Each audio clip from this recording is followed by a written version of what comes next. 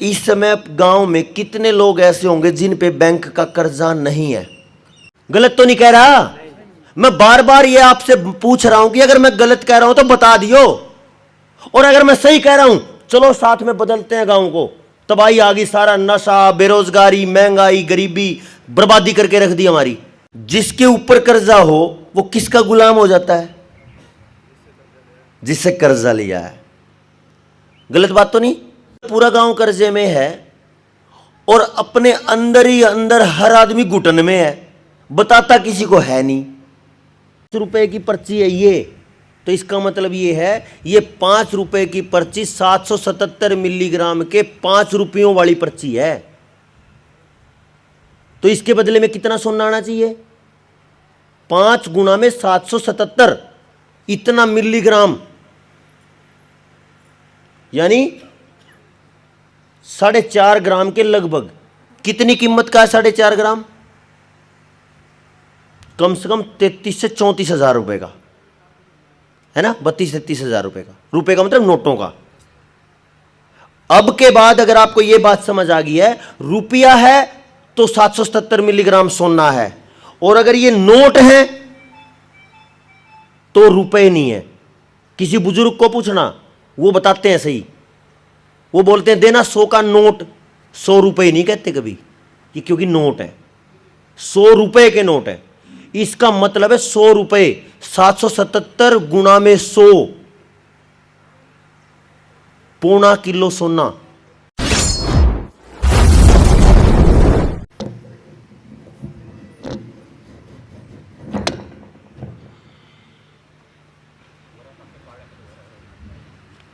ऐसे ही ठीक है ना? आगे आ जाओ भाई जी। अरे बैठ जाओ, मैं प्रार्थना करता 500 किलोमीटर से आगे आ जाओ।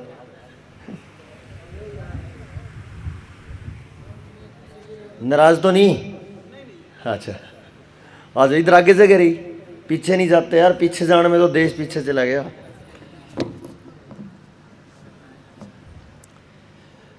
सबको नमस्कार जी, राम राम, सत श्री अकाल। जो भाई जी ने अभी, इसका इको कम करना थोड़ा, जो बात कह रहे थे कि गुलाम है, हमें तो कोई नहीं दिखता इधर अंग्रेज हमारे ऊपर राज करता हुआ, दिखता है क्या? फिर हम कैसे बोलें? ठीक है कि हम कैसे बोल सकते हैं कि गुलाम है? क्यों जी? अच्छा, आपने एक बात सुनी होगी कि जब हाथी का बच्चा छोटा होता है ना, तो उसको चेन से बांधते हैं, जैसे हम अपने पशु को, कटड़ी को, बछड़ी को, भैंस को बांधते हैं। भैंस की चेन तो मोटी है, बेल बोला नहीं सुन, आपके यहाँ पे क्या बोल रहा हूँ उसने? संगल, हाँ संगल। न्यू न्यू क्यों उठा ले?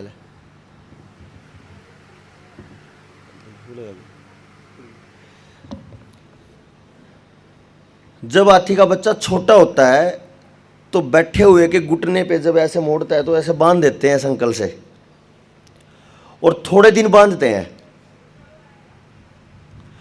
थोड़े दिन बांधने के बाद जब वो जैसे जैसे बड़ा होता है उसको केवल एक धागा बांधते हैं,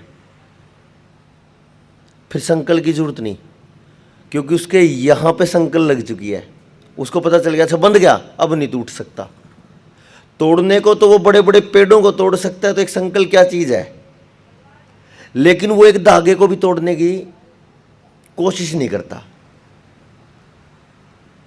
जो बड़े भाई ने बोला कि ब्रिटेन के गुलाम है, गुलाम तो नहीं है, लेकिन जो संकल 100 साल पहले पड़ी थी ना, उस संकल का असर रह रहा, जैसे वो हाथी के घुटने पे रहता है। वो कैसे रह रहा है इस पे हम चर्चा करते हैं थोड़ी, और उसका असर आज हमारे जिंदगी पे, हमारे दिमाग पे, हमारे परिवार पे, हमारे पशुओं पे, हमारी खेती पे, हमारे बच्चों पे, हमारी माताओं पे, हमारे परिवार पे, हमारे रिश्तों पे, हमारी संस्कृति पे, सारी जगह ही बैठ गया। क्यों जी? आप देखोगे पंजाब को सबसे मजबूत राज्य के रूप में देखते थे हम किसी भी तरीके से, क्योंकि गुरुओं ने यहाँ पे बहुत ज़्यादा मेहनत करी थी ना। दसियों गुरुओं ने। लेकिन आज हम अपने गुरुओं की कितनी मान रहे हैं? मान रहे हैं क्या? बोलते नहीं। गुरुओं के तो आगे फोटो लगा लेंगे, बड़े बड़े घर भरे रहेंगे, दसियों गुरुओं के घर भरे रहेंगे, मतलब फोटो लगा लगा के, लेकिन उनकी बात कितनी मानते हैं हम? नहीं मानते। और नहीं मानते तो दुर्गति हो रखी कि नहीं है? किसी के दिमाग में शांति से नींद आ जाए रात को? एक एक आदमी इतना मानसिक परेशान है, नींद नहीं आती। क्यों बहन जी, ठीक कह रहा हूं? और एक नहीं, सब के सब ऐसे। तो ये जो हालात पैदा हो गई, ये कैसे आ गई? ये कैसे आ गई? समस्या तो ये है, जो मैं उस बेड़ी वाली, उस अंकल वाली जो बात कह रहा था, हाथी वाली, उस पे मैं चर्चा कर रहा हूं कि ये हो कैसे गया। देखो, मेरे को लगा कि जब मैंने इसमें बोलना शुरू किया तो ये गूंज रही थी आवाज, पैनी आवाज थी। तो मुझे समस्या समझ आई कि आवाज पैनी है, और अगर मैं 1 घंटा बोलता रहता तो आपके सब के सिर दर्द हो जाता इस आवाज से, क्योंकि वो तीखी थी, है कि नहीं? अब मुझे समझ आ गया कि समस्या है, तो समाधान तो हो गया, फट से हो गया कि नहीं? बोल दिया जी, उसको चेंज कर दो थोड़ा, और अब आराम से हम 1-2 घंटा आराम से सुन भी सकते हैं। बात यह है कि जिस विषय पे, जिस समस्या पे हम बात करने वाले हैं, उसको हमने समझा भी है क्या? अच्छा एक बात बताओ, ईमानदारी से बताना, इस समय गांव में कितने लोग ऐसे होंगे जिन पे बैंक का कर्जा नहीं है? बोल के बताओ जी। चांदी लोग होंगे। हाँ जी, हाँ जी, 5% है। आपका गांव बड़ा किस्मत वाला है, 5% है। पूरे गांव में तो 1% भी नहीं बच रहे, पूरे देश में। अगर किसी गांव में 5% लोग ऐसे हैं जहां पे कर्जा नहीं है, तो बहुत अच्छी हालत है उसकी। अब एक बात देखो, जिसके ऊपर कर्जा हो वो किसका गुलाम हो जाता है? जिससे कर्जा लिया है। गलत बात तो नहीं? देखो, अपन चर्चा करेंगे, यहां पे मैं भाषण देने नहीं आया, ना मेरे को नेता बनना, क्योंकि मेरे को 500-700 किलोमीटर से यहां पे नेता बन के क्या करना, और वहां पे भी नहीं बनना, क्योंकि यहां जो हालात है वो वहां पे भी है। हरियाणा पंजाब के गांव में लोगों में, संस्कृति में, व्यवहार में कोई अंतर नहीं, पहनावे में किसी भी तरीके का कोई अंतर नहीं है। यहां पे बैठ के ऐसा लगता नहीं कि मैं पंजाब में हूं, हरियाणा में ही हूं मैं। तो हम बात करने आए हैं, कुछ चर्चा करने आए हैं, और वो चर्चा इसलिए जरूरी है क्योंकि हर आदमी मानसिक रूप से पूरी तरह तोड़ दिया उस कर्जे ने। ठीक है जी? यहां पे मजदूर भी बैठे होंगे और किसान भी बैठे होंगे। खेती कितने जने करते होंगे? करें, सभी करें। तो जो खेती करता है वो अपने खेत में मजदूरी भी करता है। मेहनत क्या है? मजदूरी ही है। मेहनत ही मजदूरी है। जो मेहनत करता है वो मजदूर, अपने खेत में हो या दूसरे खेत में हो, वो मजदूरी ही है। तो चाहे मजदूर है या किसान है, चाहे 100 एकड़ का किसान है, सबके सिर पे कर्जा है। गलत कह रहा हूं? देखो, जवाब देते रहे ना, क्योंकि भाषण नहीं है, बातचीत है, चर्चा है। शर्म की बात तब होती है जब गलत काम किसी एक ने किया हो, है ना? और जब सारे ही नंगड़ हो जाए फिर क्या फायदा? फिर तो शर्म ही खत्म हो गई। मैं इसको मजाक के रूप में इसलिए कह रहा हूं, अगर कोई गलत काम एक करता है तो वो अलग से दिखता है, और जब पूरा का पूरा समाज ही ऐसा हो गया हो तो फिर उस पर बैठ के चर्चा करनी चाहिए कि भाई ये पूरे समाज में जो गलती हो गई इसका कुछ तो समाधान करो। एक बच्चा बिगड़ जाए तो थप्पड़ मार के, लठ मार के, समझा के, बुझा के उसको ठीक कर लें, लेकिन अगर पूरे ही गांव का सारा ही समाज बिगड़ जाए फिर क्या करोगे? फिर तो सारे माँ बापों को बैठ के बात करनी पड़ेगी, भाई कुछ तो समस्या है जिसका समाधान करें। आओ जी, ताऊ जी, आगे आ जाओ भाई, आ जाओ, आ जा मित्र, अपनी तो जरूरत है यार जवानों की। हाँ, इनको इधर ले लो, इधर जरूरत नहीं है वैसे, उधर ले लो आगे। हाँ,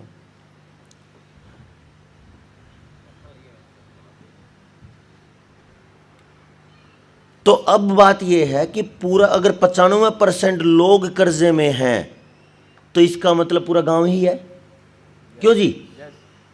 और अगर पूरा गांव कर्जे में है और अपने अंदर ही अंदर हर आदमी घुटन में है, बताता किसी को है नहीं, टाइम से पहले बाल उड़ लिए, टाइम से पहले जुरियां पड़ ली, 80 साल के पहले बूढ़े होते थे 100 साल के, वो 50 साल में बूढ़े हो रहे हैं।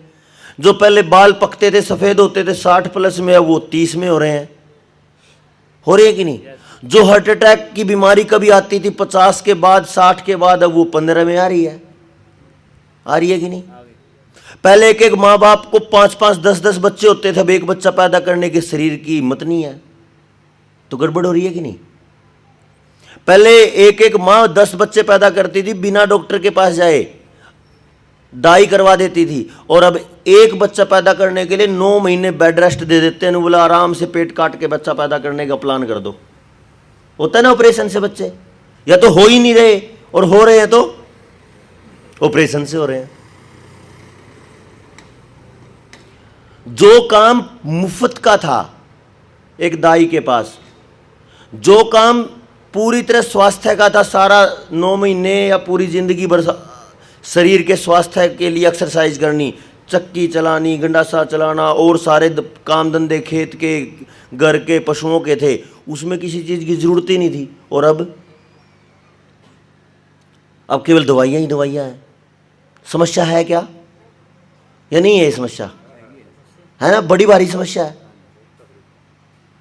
तो जब ये इतनी भारी समस्या है तो इस पे बैठ के अपन चर्चा करनी चाहिए कि नहीं?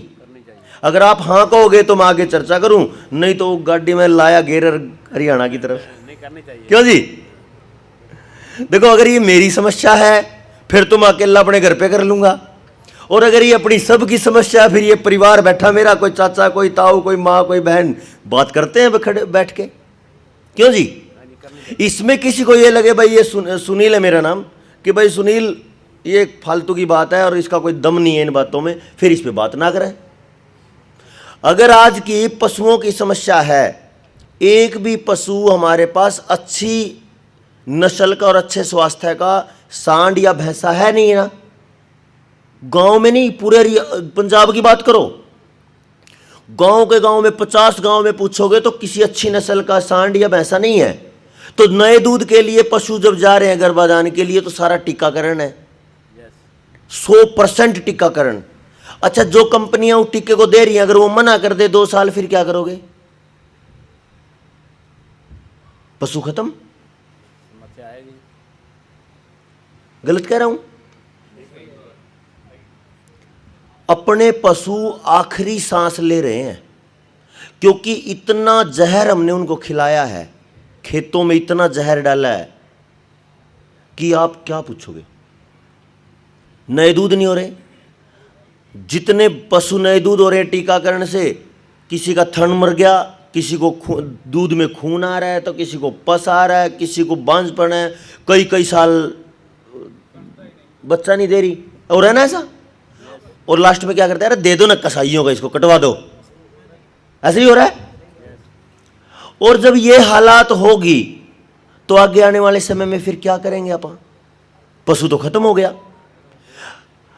पहले एक एक घर में 50-50, 20-20, 30-30 पशु थे, अब कितने हैं? मुश्किल से 1, है ना? ऐसे हो रहा है। मैं आपकी बात कह रहा हूं क्या? ठीक है ये बात? भाई बाहर खड़े हो गए क्या? अंदर आओ, बैठ के बात करेंगे, आ जाओ। तो ये चीज देखो।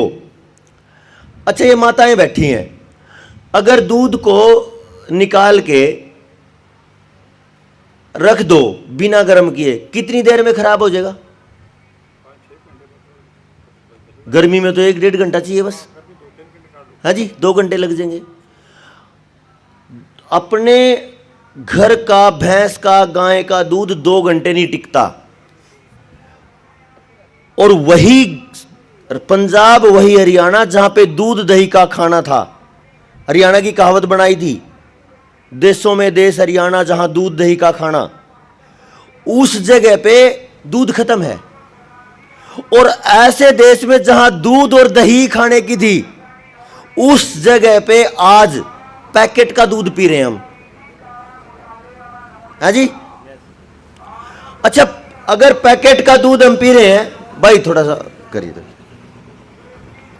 अगर पैकेट का दूध हम पी रहे हैं और जो दूध 2 घंटे में खराब होता है, उस ऐसी चीज को जो 2 घंटे में खराब होती है, उसको 15 दिन बाद तक अगर ठीक रखना है तो क्या करना पड़ेगा? फिर केमिकल डालना पड़ेगा। केमिकल भी जहर है। जो खेतों में पड़ते हैं वो क्या है? वो केमिकल ही है, वो जहर ही है। अब वो दूध में पड़ रहे हैं तो वो भी जहर है। तो जिस दूध को हम पी के और घोड़े जैसे नौजवान तैयार करने की बात करते थे, अब वो दूध की जगह क्या पी रहे हैं? केमिकल।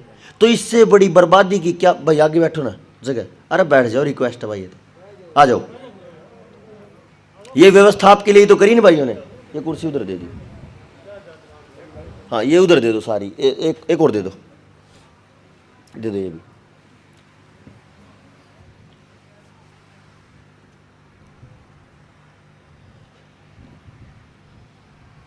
वो हरियाणा में कहावत है कि किस किस के दुख दूर करूं, सब दुखी हैं। किस किस पॉइंट पे चर्चा करें हम? सारी संस्कृति का, सारी व्यवस्था का तो बेड़ा गर्क हो ही गया। किसने करा? हमने तो करा नहीं। अच्छा, पंजाब में नशा बहुत है, किस बाप ने अपने बच्चे को नशा ला के दिया? दिया? किस मां ने दिया हो? है बहन जी? किसी बहन ने दिया हो? किसी पत्नी ने दिया हो कि ले नशा कर, मौज कर? नहीं दिया ना। अच्छा, आपके गांव के सरपंच ने दे दिया हो? चाचा ताऊ ने? तो फिर नशा कैसे आ गया? नशा तो भर गया ना पूरे पंजाब में। मैं गलत तो नहीं कह रहा, नहीं बोलोगे तो मुझे डाउट होता रहेगा। जो पंजाब, जो हरियाणा ताकत के मामले में दुनिया जानती थी, उस हरियाणा पंजाब के बच्चे नशे में हर दिन मौत के मुंह में हैं। और इतना नशा है कि मैं आपको क्या बताऊं, आपको तो खुद पता है, पंजाब में हो। और ये बड़ी योजना से होता है। एक बंदा है डीएसपी सेखों, सुना है नाम आपने? उधर सुना है ना, उधर चंडीगढ़ साइड, शायद लुधियाना साइड का भाई, कहाँ का है। उसने पंजाब में एक मुहिम शुरू करी, नशा मुक्ति की मुहिम। नशे के खिलाफ बोलना शुरू किया। डीएसपी वैसे था तो खींच के रख दिया, सारी फाइलें बनाई। पता चला चपरासी से लेके और जज तक का नाम आए उसमें।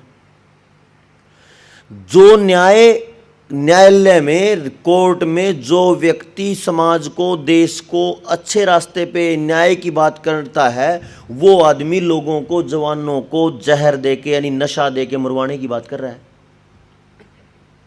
अब ऐसे जज से आप क्या उम्मीद करोगे कि वो समाज को सुधार की बात करेगा? और पता चला कि जिस दिन जज फंसा, तीसरे दिन उस बंदे को जेल हुई, 6 महीने में निकल के आया। हम मिले थे जाके उससे।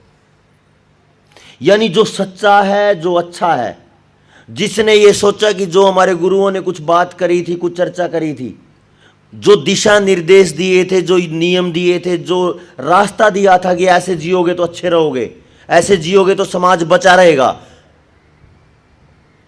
उस रास्ते पे चलने वाले आदमी को 6 महीने की जेल होती है अगर वो सच बोलता है तो क्या चल पड़ा ये जो चर्चा मैं कर रहा हूं आपके साथ, ये चर्चा अपनी अगली पीढ़ी को बचाने की है। समस्या ये है क्योंकि अगली पीढ़ी है ही नहीं। ये माताएं बैठी, कितने बच्चे नए हो रहे हैं, जितनी शादियां हो रही हैं, बच्चे हो ही नहीं रहे।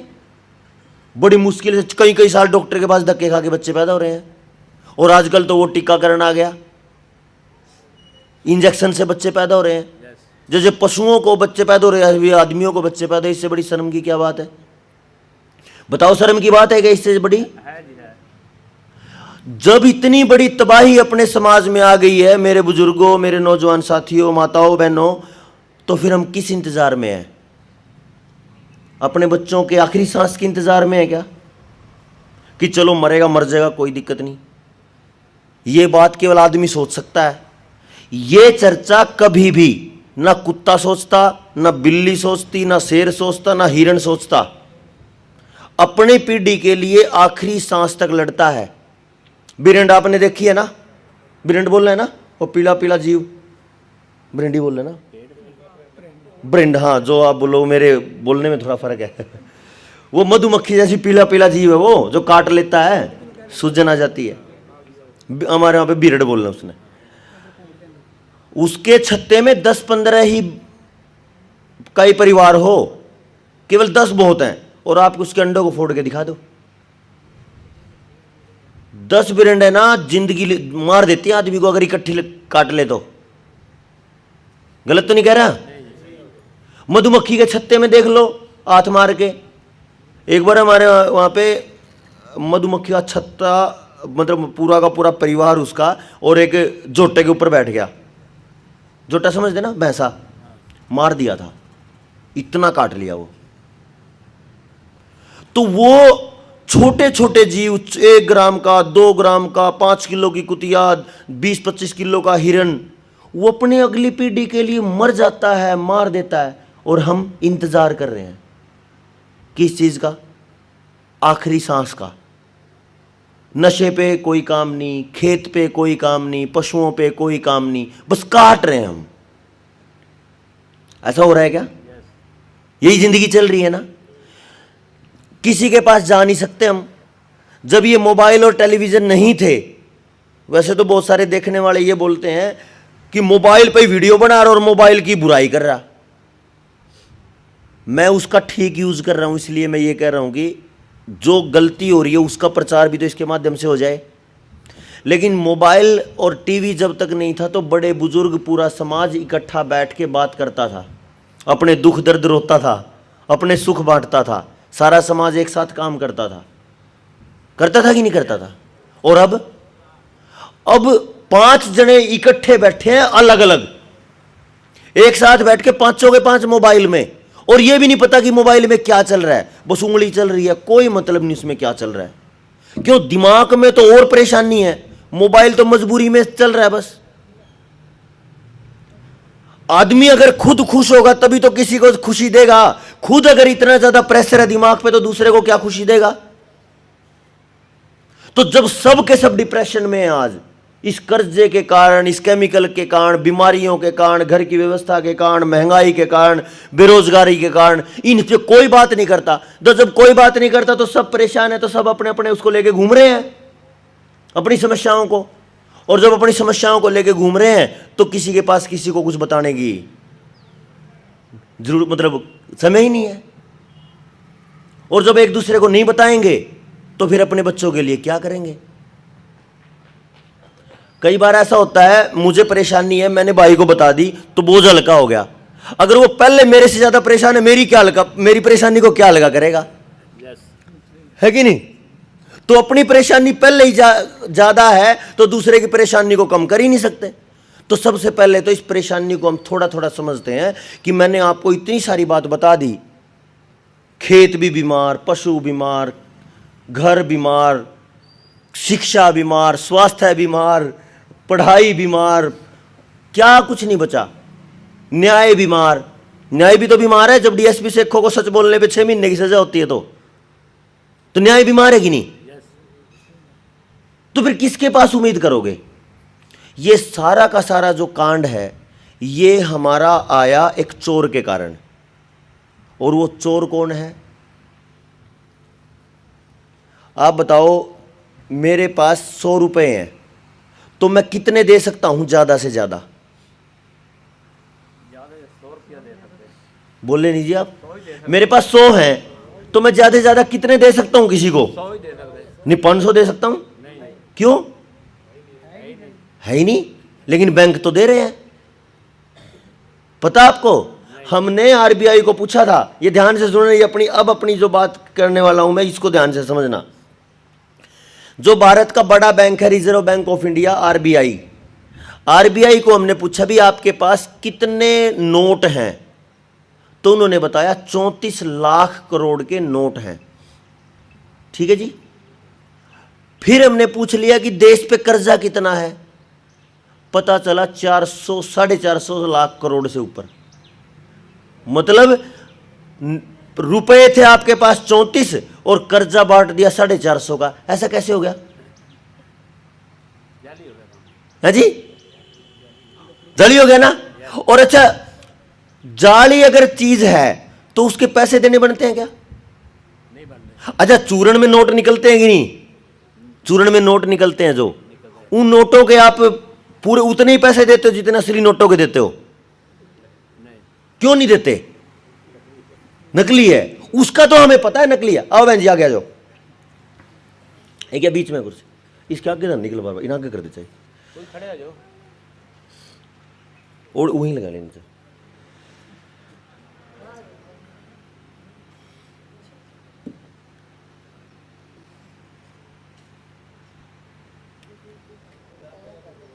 एक मिनट मेरी तरफ ध्यान देंगे, बैठो जल्दी। समझ रहे हो मेरी बात आप? भाई चूर्ण में जो नोट निकला, मान लिया 500 का नोट चूर्ण में निकला, वो चूर्ण वाला नोट, क्या उसको जेब वाले जो बैंक से 500 का नोट मिलता उसके बराबर में दे देंगे? नहीं। क्यों? पता लग गया, उसका तो पता है नकली, और जो जेब में है वो भी नकली है, उसका पता ही नहीं। पता नहीं। अच्छा, ऐसा कितने लोगों को पता है कि पहले जो नोट छपते थे वे सोने के बराबर में छपते थे? किस किस को पता? हाथ उठाना एक बार। कुछ लोगों को पता है। क्या जल गया भैया? इसको हटाना, इसमें गर्म क्यों नहीं आ रहा? ऐसा लग रहा है जैसे कुछ जल रहा है पीछे। थोड़ा इसको दूर हटा दो। अच्छा बाहर था, ठीक है कोई बात। इसको इस तरीके से समझ लेना आप। हमें पता है नोट केवल तब छपेगा जब उसके बराबर का सोना सरकार अपने पास रख लेगी आरबीआई में। यही तो है। तो हमने ये भी पूछ लिया, भाई आपके पास सोना कितना है? तो आज आप अगर गूगल सर्च करोगे या आरटीआई लगाओगे, सरकार के पास लगभग 800 टन सोना है, और उसका रेट बनता, उसका जो करेंसी में उसकी वैल्यू बनती है वो बनती है लगभग 5 लाख करोड़ की। और नोट कितने हैं? 34 लाख करोड़ के। तो ऊपर के 29 लाख करोड़ वो अपनी मर्जी से छाप दिए। तो ये तो चूर्ण वाले नोट हो गए कि नहीं? भाई जिसके बराबर में सोना है ही नहीं, वो तो फिर चूर्ण वाले नोट हो गए। और चूर्ण वाले नोटों को हम असली मान लेते हैं। अच्छा एक बात बताओ, आपके चूर्ण वाले नोटों से अगर जमीन खरीदनी, मतलब खरीदना लागू हो जाए, तो आप कितने भी छपवा सकते हो कि नहीं? क्यों जी? यही तो हुआ हरियाणा, पंजाब और पूरे देश में। जो जमीन, पहले तो हमारे यहां पे जमीन की कीमत ही नहीं होती थी। यहां पे मैंने अपने दादाजी से पूछा बहुत बार, यह बात चलती थी, मैंने सुनी। पानी पिला दी भाई एक बार। तो क्या था, वो कहते थे जमीन गिरवी रख रखी, गहने बोलते थे, जमीन गहने रख रखी। यहां भी बोलते हैं गहने, हाँ गहने रख रखी। कब तक? भाई जब तक मैं तेरे पैसे नहीं देता तब तक तू मेरी जमीन पे बोले। इतना ही था, बेचने का प्रावधान नहीं था, है कि नहीं? तो ठंडा भाई,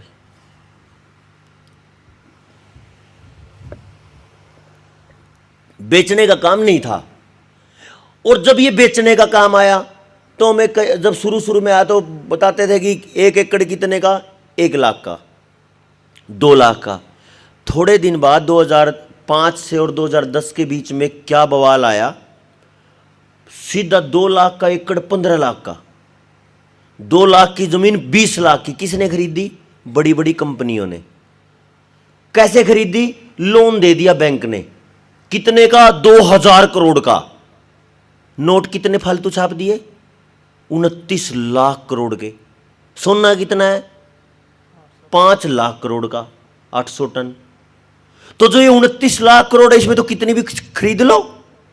और जब ये 29 लाख करोड़ छप सकते हैं तो ये 40 लाख करोड़ भी तो छप सकते हैं, जब सोना तो रखना ही नहीं बराबर में। बताओ जी। तो ये पूरा का पूरा जो आपकी जमीनों पे जो चील वाली, जो गिद्ध वाली नजर है, वो सीधी सीधी कंपनियों की पड़ रही है। क्योंकि उन्होंने क्या किया, देखो कैसे बात बनती है।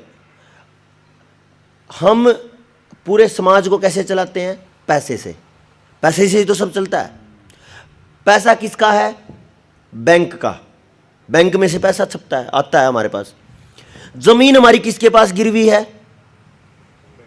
बैंक के पास।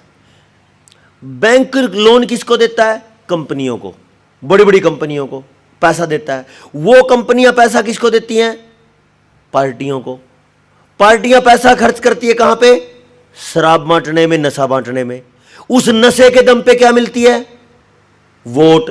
वोट लेके वो बन जाते हैं मंत्री, राज करते हैं, और फिर उस राज से इसी समाज का सत्यानाश करते हैं। और वो पैसा कौन सा है? नकली। मेरी बात कुछ समझ आ रही है क्या?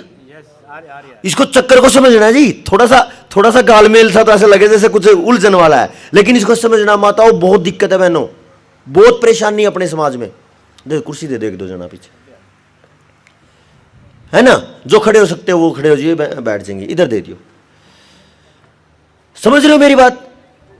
कितना शानदार काम है। और आप बताना खुद, मैं गलत तो नहीं कह रहा हूं?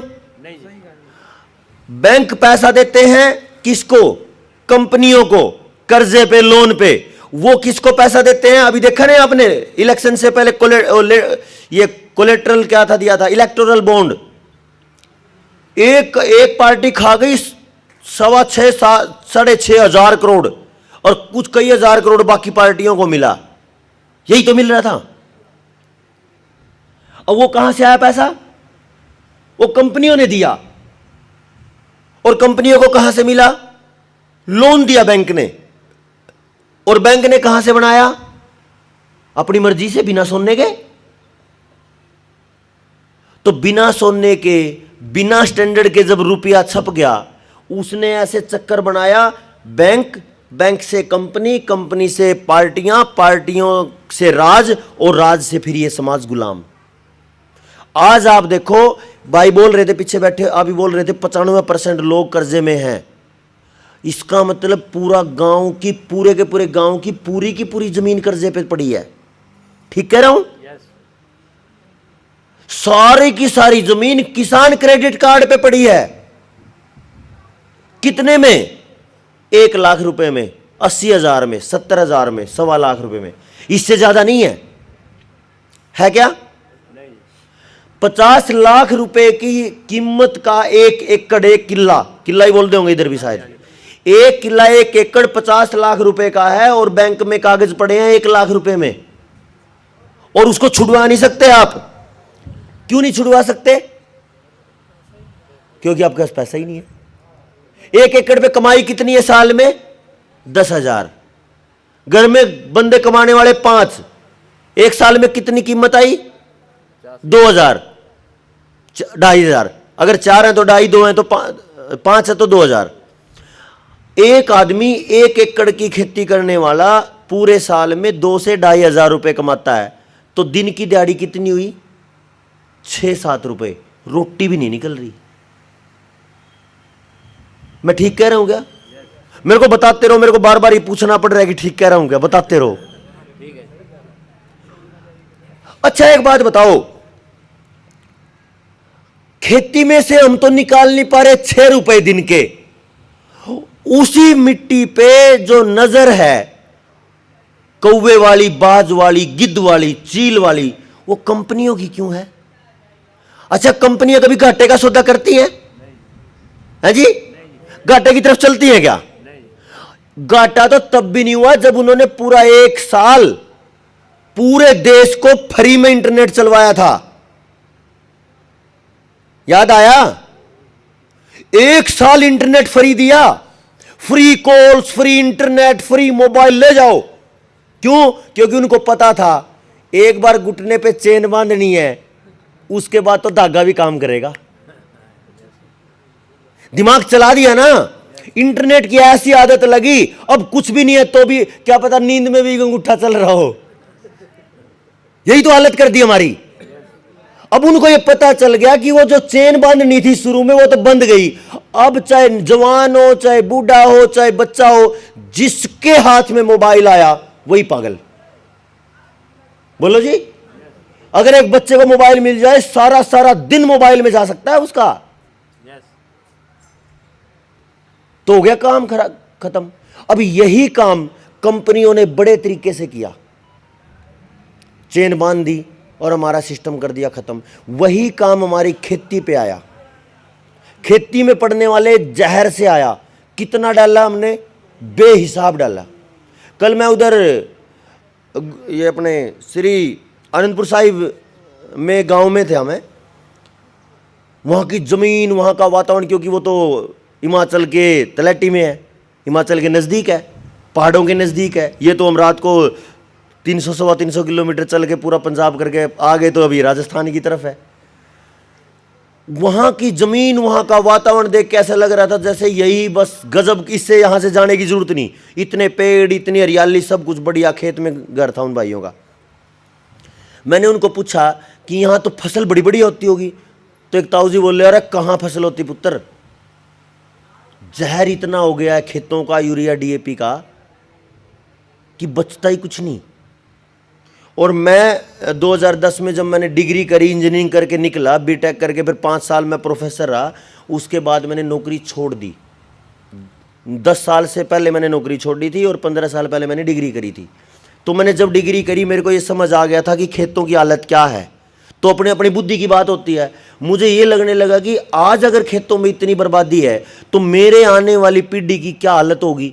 तो मैंने 2011 में खेती बदली, समझना शुरू किया। मैंने तो खेती कभी करी नहीं थी पहले, तो उसको समझना शुरू किया। अपने खेत में, गांव में, अपने मेरे पिताजी के पास 1-1.25 एकड़ ज़मीन है, उसी पे टेस्ट करना शुरू किया। क्योंकि जो गांव में 1 एकड़ में परिणाम आ सकते हैं, तो पूरा गांव तो उसी ज़मीन, उसी जैसी ज़मीन है, वैसा ही पानी है।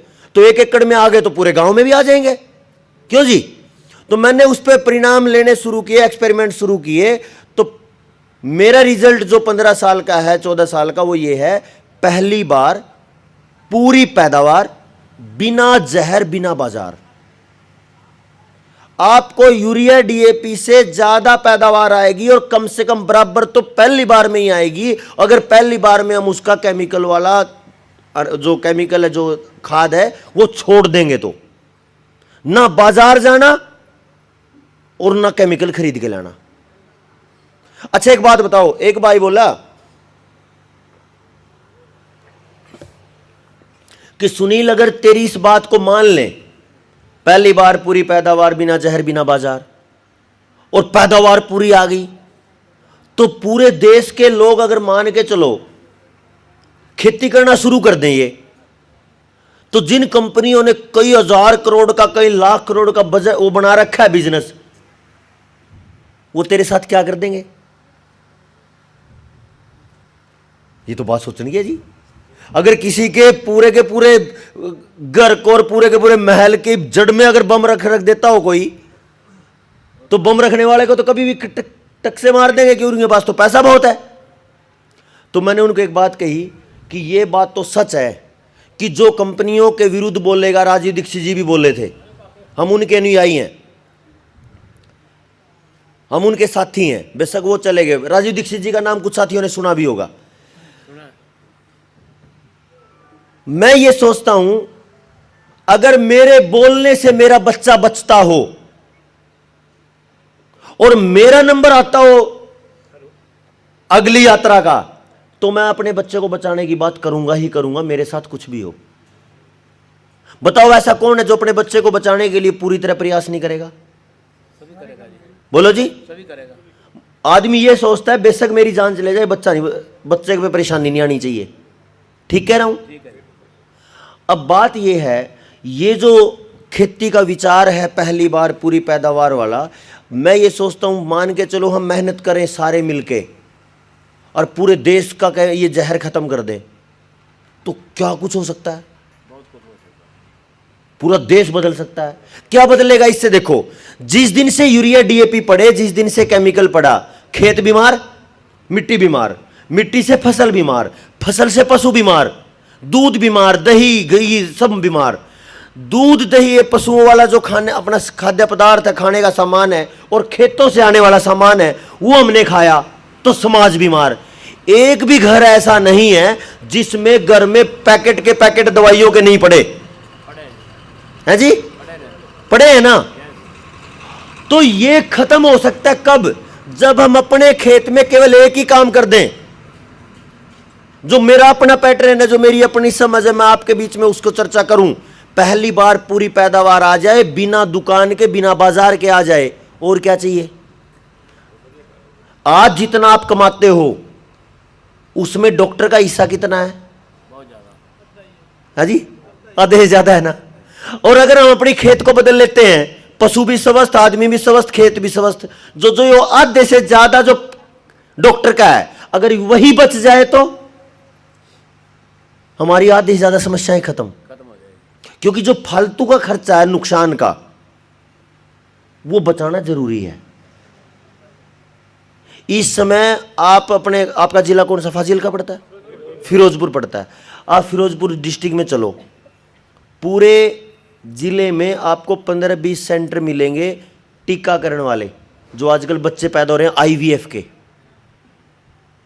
इस हद तक हमारे समाज का सत्यानाश कर दिया। पहले पशुओं को ऐसे बच्चे होते थे, अब समाज में ऐसे बच्चे पैदा हो रहे हैं टीके से।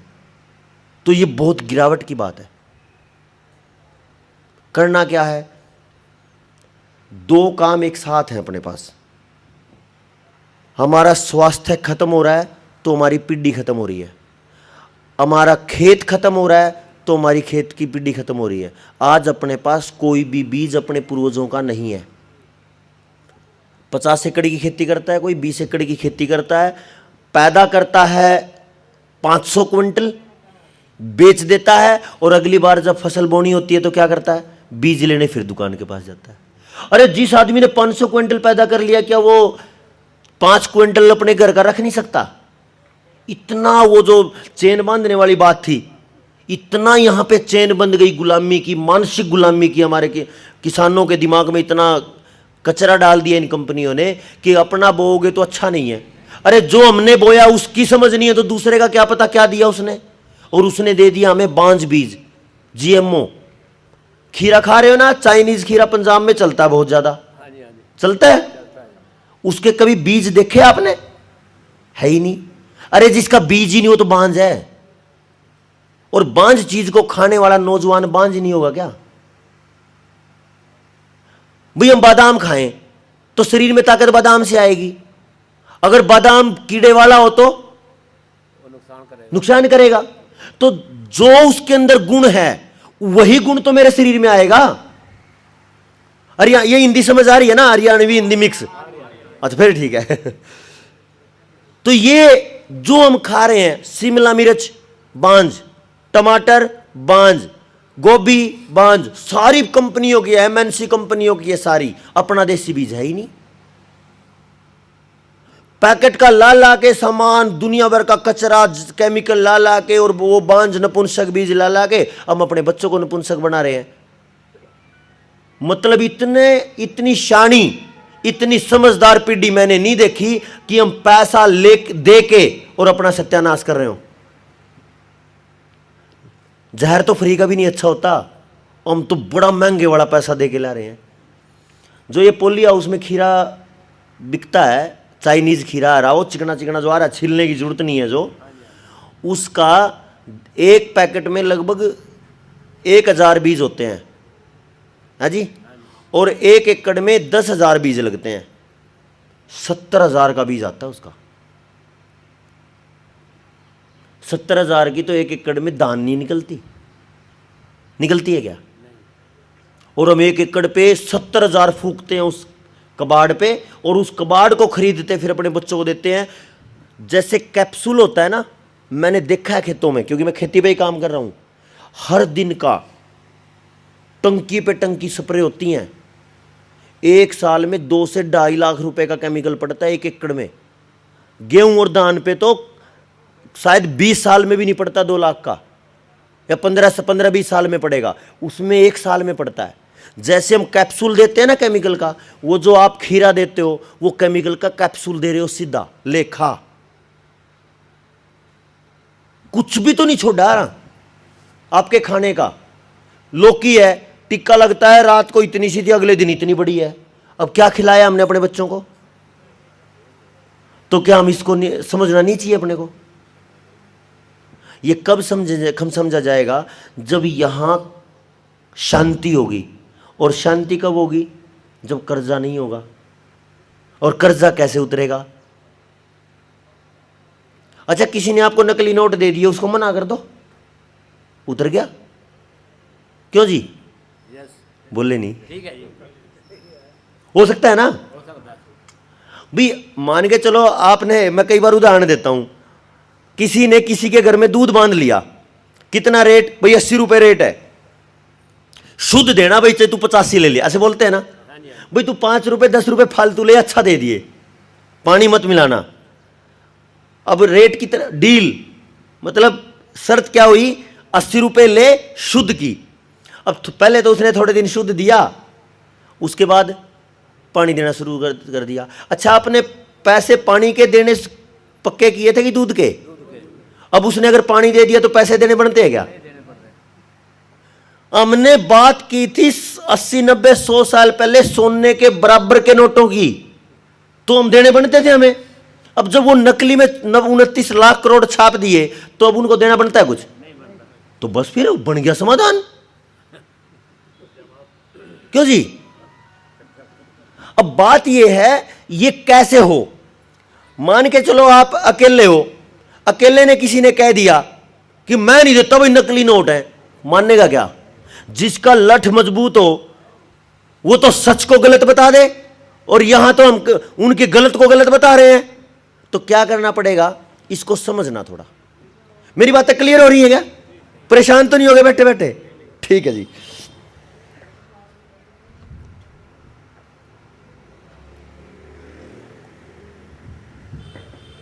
मैं आपको कुछ छोटी छोटी बात बताऊंगा, ज्यादा लंबी नहीं, उनको आप गौर करना।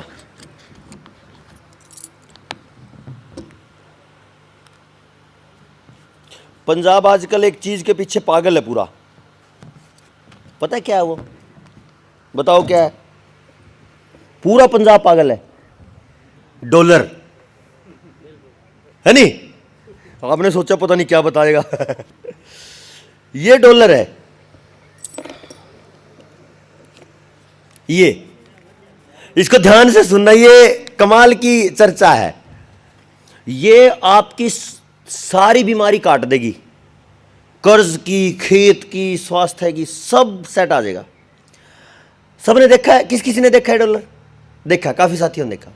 अच्छा, कभी ध्यान दिया इसके ऊपर लिखा हुआ है फेडरल रिजर्व नोट, इसके सबसे ऊपर लिखा है फेडरल रिजर्व नोट, ये लिखा ऊपर। जैसे अपने नोट पे जो ये नोट है, इस पे लिखा रहता है क्या? भारतीय रिजर्व बैंक, आरबीआई लिखा है ना, उस पे लिखा है नोट, और नीचे लिखा है this note is legal tender, यानी ये कानूनन ठेका है, कानूनन समझौता है। For all debts public and private, सभी तरीके के कर्ज का ये नोट है। किस चीज का? कर्ज का, और इसके अलावा कुछ भी नहीं। और नोट का मतलब होता है पर्ची। कहते ना ये चीज नोट कर लिए भाई, बोलते ना? यस। अगर कोई चीज याद ना रहे, क्या करते हैं? नोट करके रखना। उन नोट का मतलब अंग्रेजी में जो है वो हिंदी में पर्ची है। भी एक पर्ची बना के दे दे। जैसे कई बार मंडी में जाते हैं या किसी दुकान पे जाएं, वो दुकान वाला चाय वाले के साथ 1 महीने का हिसाब या 15 दिन का, 1 हफ्ते का हिसाब रखता है, पर्ची देता रहता है, और 1 हफ्ते में सारी पर्चियों का हिसाब कर लेता है। यही तो है। तो ये पर्ची है डॉलर, इस पे केवल ये लिख दिया कि ये नोट है, और इसके अलावा कुछ नहीं लिखा। एक ये मेरे पास नोट है 1968 से पहले का, और एक नोट है ये जो अभी चलन में है। ये देखा है? ये सबने देखा होगा, लेकिन ये किसी ने ना के बराबर लोगों ने देखा है। क्या है इसमें? इसको समझना। इस पे लिखा हुआ है मैं धारक को 2 रुपए अदा करने का वचन देता हूं। पढ़ा है ये किसी ने? किस किस ने पढ़ा? एक बार हाथ उठाना। सब ने पढ़ा है ना? लेकिन ये नहीं पढ़ा किसी ने। इस पे क्या लिखा है? अंग्रेजी में लिखा, मैं हिंदी बताता हूं। इस पे लिखा है मैं धारक को ₹5 अदा करने का वचन देता हूं कभी भी मांगे जाने पर और किसी भी बैंक से।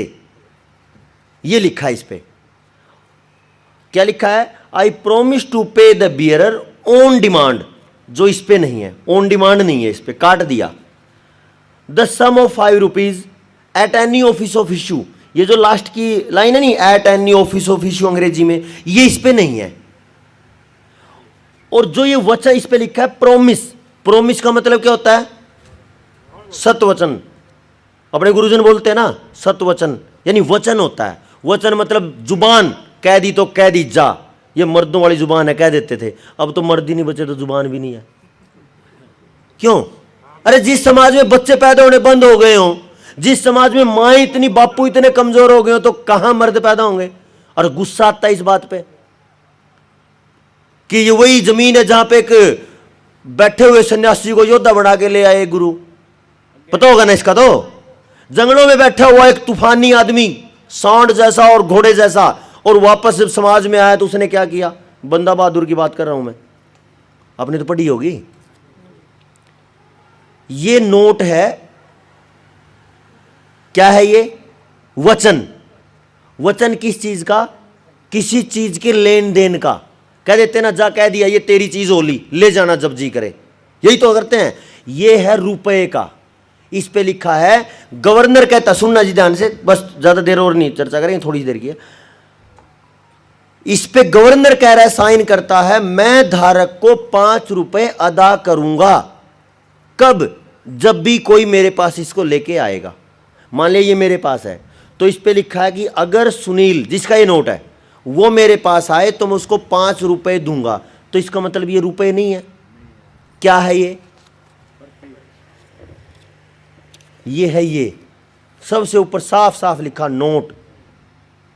किस चीज का नोट? किस चीज का प्रॉमिस और किस चीज का वचन? इस पे तो लिखा नहीं, ये तो जमाए नकली पा गया। ये इस पे कुछ लिखा तो है, उस पे तो कुछ लिखा ही नहीं।